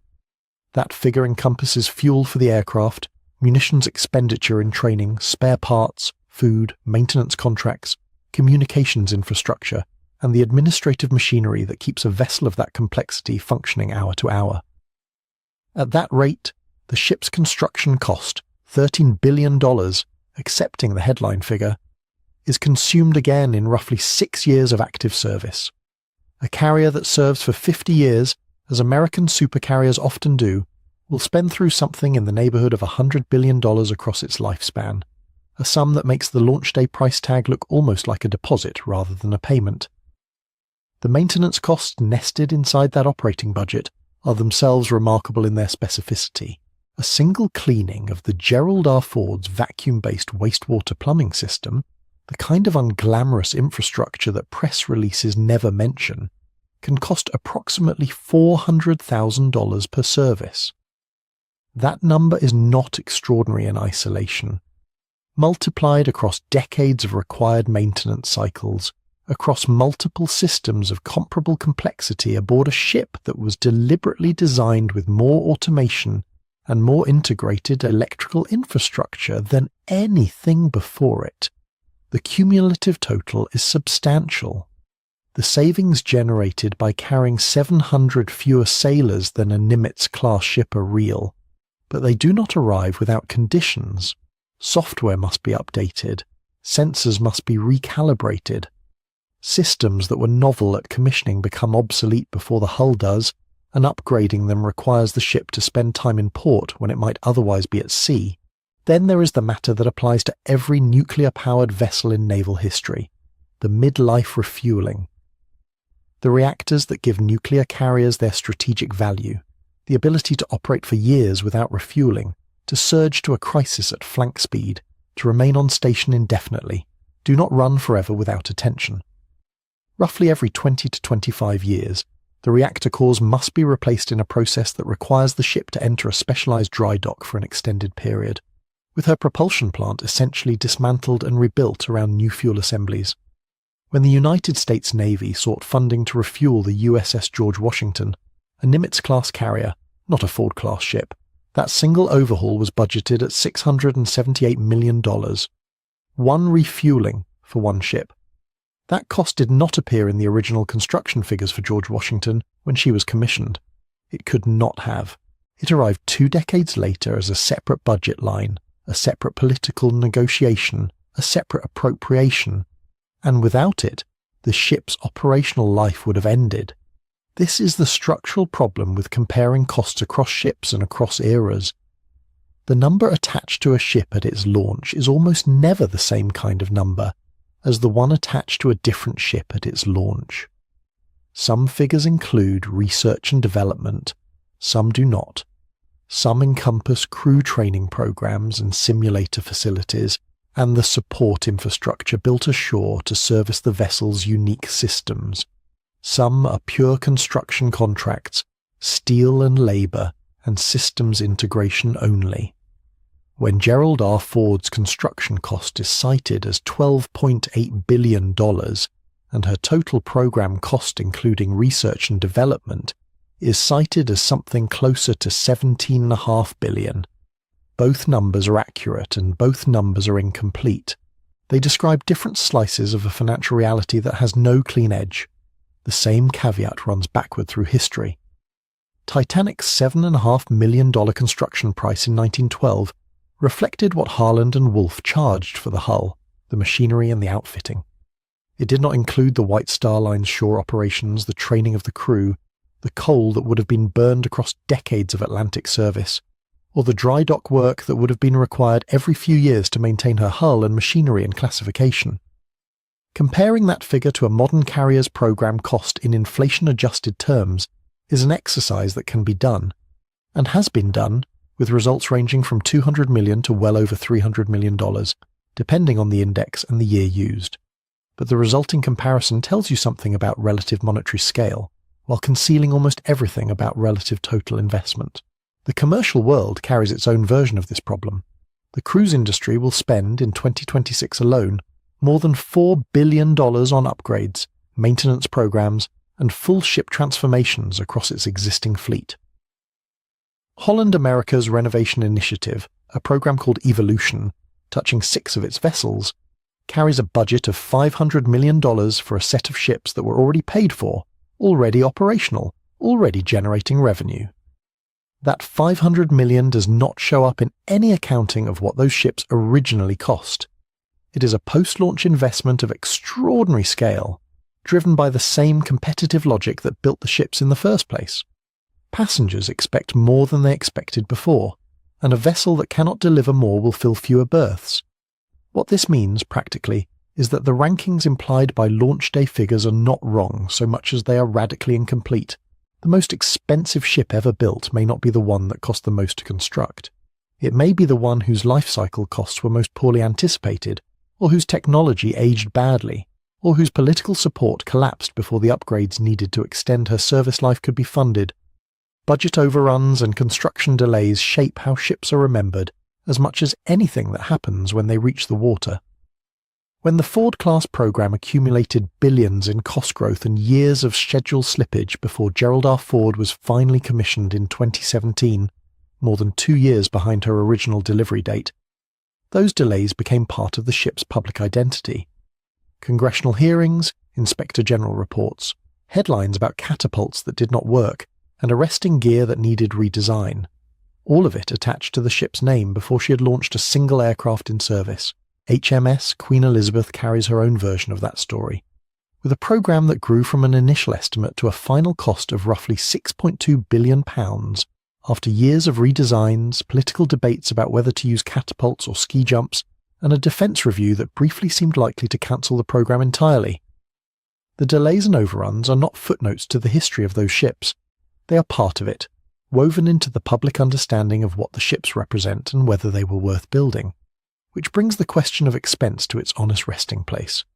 The most expensive ships in history are expensive in at least 3 different ways: in what they cost to build, in what they cost to operate across their service lives, and in what their delays and overruns cost the programs and the people who depended on them. Any single figure offered without that context is a starting point for a conversation rather than a conclusion.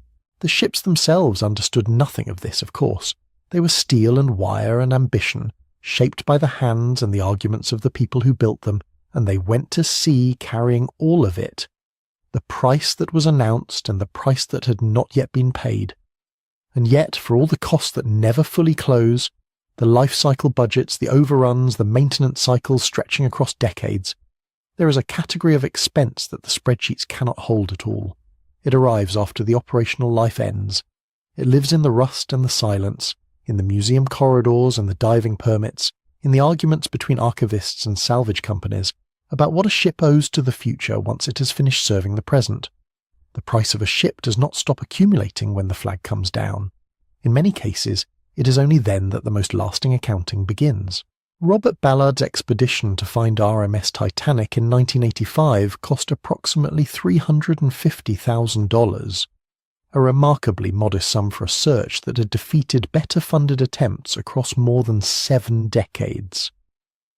The research vessel Nor and her crew, working with a towed camera sled called Argo, located the wreck on the morning of September 1st in 2.5 miles of North Atlantic water, and in doing so set in motion a cultural phenomenon that dwarfs every dollar figure attached to the ship's construction. The original $7.5 million that Harland and Wolff charged White Star in 1912, adjustable to somewhere between $200 and $210 million in modern terms, depending on the index used, was a payment for a working vessel. What Ballard found was something else, a ruin that had become, in its absence, more famous than the ship had ever been in service. The Titanic that sailed was news, the Titanic that sank was legend, the Titanic that was rediscovered became an industry. In the 4 decades since that September morning, the wreck has generated films, exhibitions, salvage controversies, academic papers, and legal disputes over who holds rights to artifacts recovered from the site. Jewellery, dishware, a section of hull plating, the ship's telegraph, objects that were manufactured by the thousands as ordinary supplies for an ocean liner have become artifacts of enormous cultural and monetary value simply by having descended with that particular hull to that particular depth. The cost of finding them was $350,000. The cost of arguing about them has been considerably higher, and the meaning attached to them, the weight of the 1,500 lives lost, the specific gravity of a ship that carried so much hope about what wealth and technology could accomplish, was never a matter of dollars at all. This is what the most expensive ships in history eventually do. They outlast their price tags. They shed their original purposes and acquire new ones, sometimes more powerful, sometimes stranger, sometimes more contested than anything their builders imagined. The RMS Queen Mary, built in the 1930s at a cost of £3.5 million, roughly $320 million in 2024 values, was designed to capture the Blue Ribbon and restore British prestige on the North Atlantic. She did both. She also served as a troopship during the Second World War, carrying up to 15,000 soldiers per voyage in conditions that bore no resemblance to her peacetime luxury.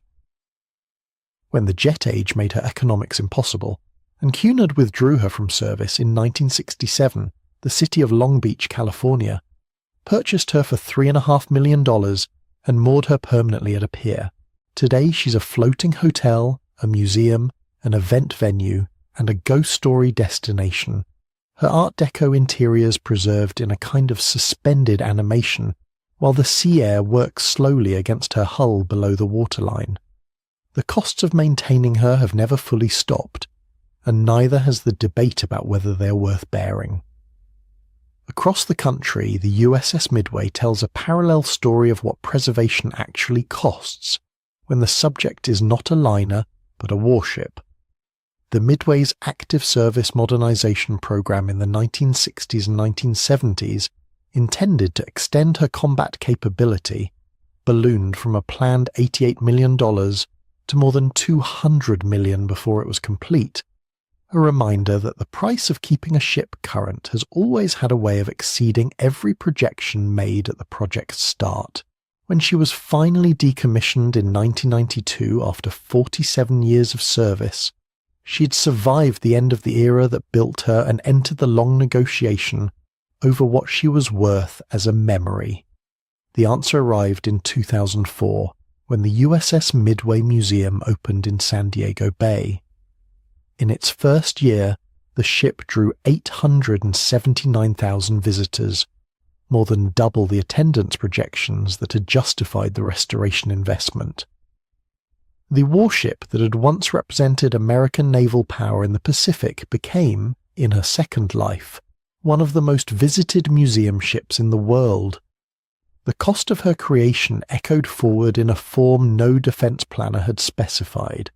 These are not isolated cases, they're a pattern, and the pattern says something important about why nations and companies and individuals have always been willing to pay prices for ships that seem, by any rational calculation, too high.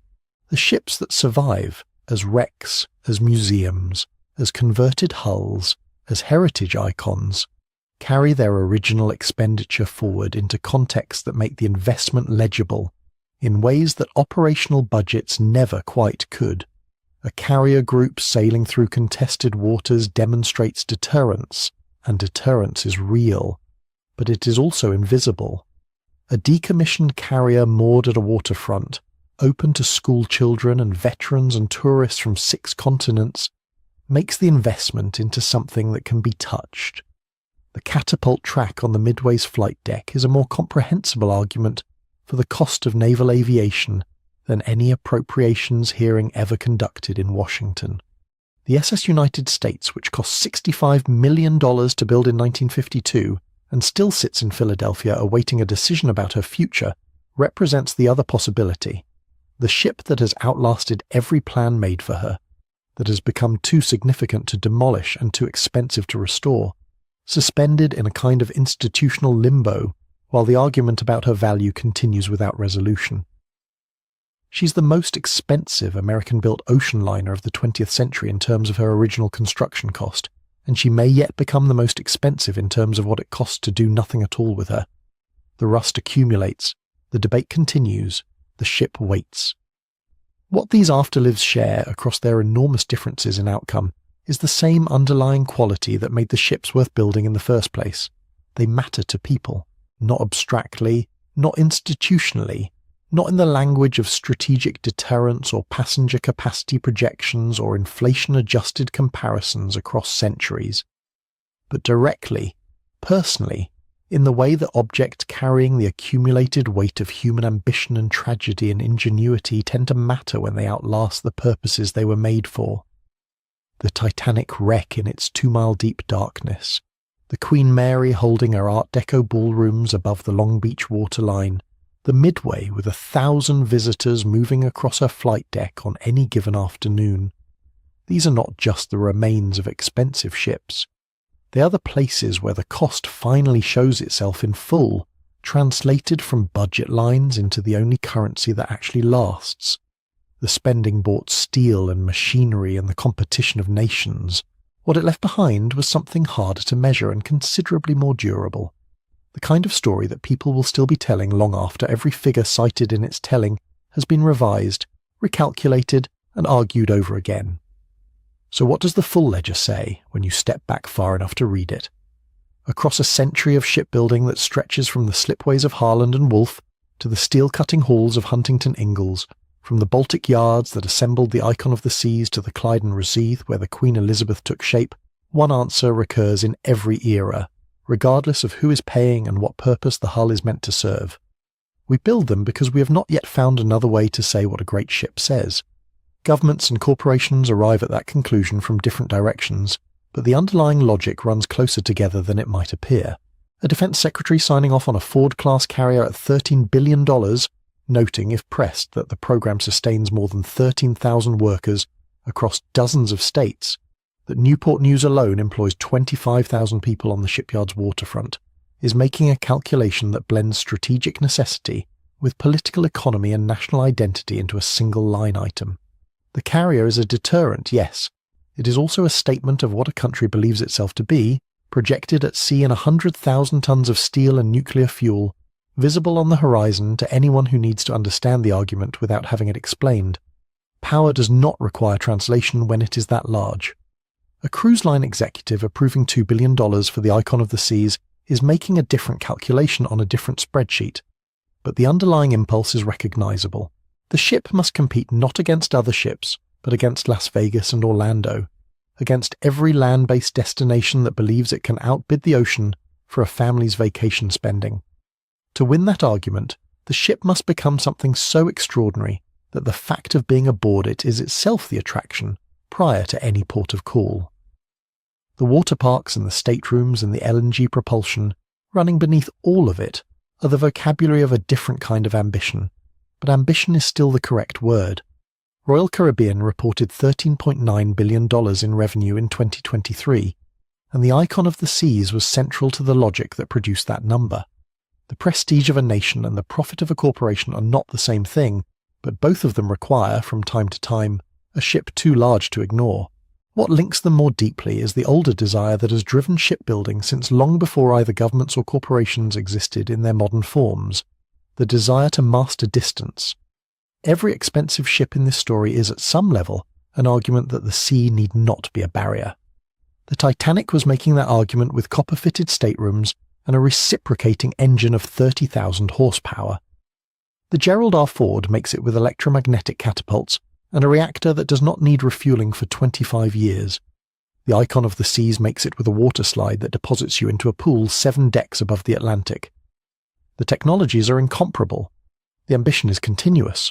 What changes now is the vocabulary available to that ambition. Autonomous vessels, like the Liberty-class unmanned hulls whose developers project costs at roughly 1/10 that of a traditional frigate, suggest that the next generation of expensive ships may redefine what a ship needs to be. Whether those projections survive contact with production reality remains genuinely uncertain, as developer estimates and life cycle costs have a long history of divergence. But the direction is legible. Smaller, uncrewed, distributed, designed for an era when the value of keeping sailors at sea is weighed against the cost of keeping them safe. Sustainability rules are already reshaping the calculation at the other end of the scale, as emissions regulations baked into the design of ships like the Icon reflect a regulatory environment that will only intensify. New materials, new fuels, new propulsion architectures. The physical object called a ship is not finished evolving. It never has been. But the most honest answer to the question of why we still build them lies not in the strategic assessments, or the revenue projections, or the technological roadmaps. It lies in what the previous section already named: the fact that these ships matter to people. They matter in the drafting offices and the shipyards where they are assembled, in the appropriations hearings where their budgets are fought over, in the ports where they arrive, and in the long afterlives where they become museums and wrecks and contested heritage sites.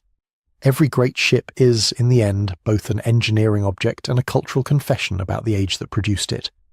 The Titanic confessed that the Edwardian world believed wealth and technology had made catastrophe optional.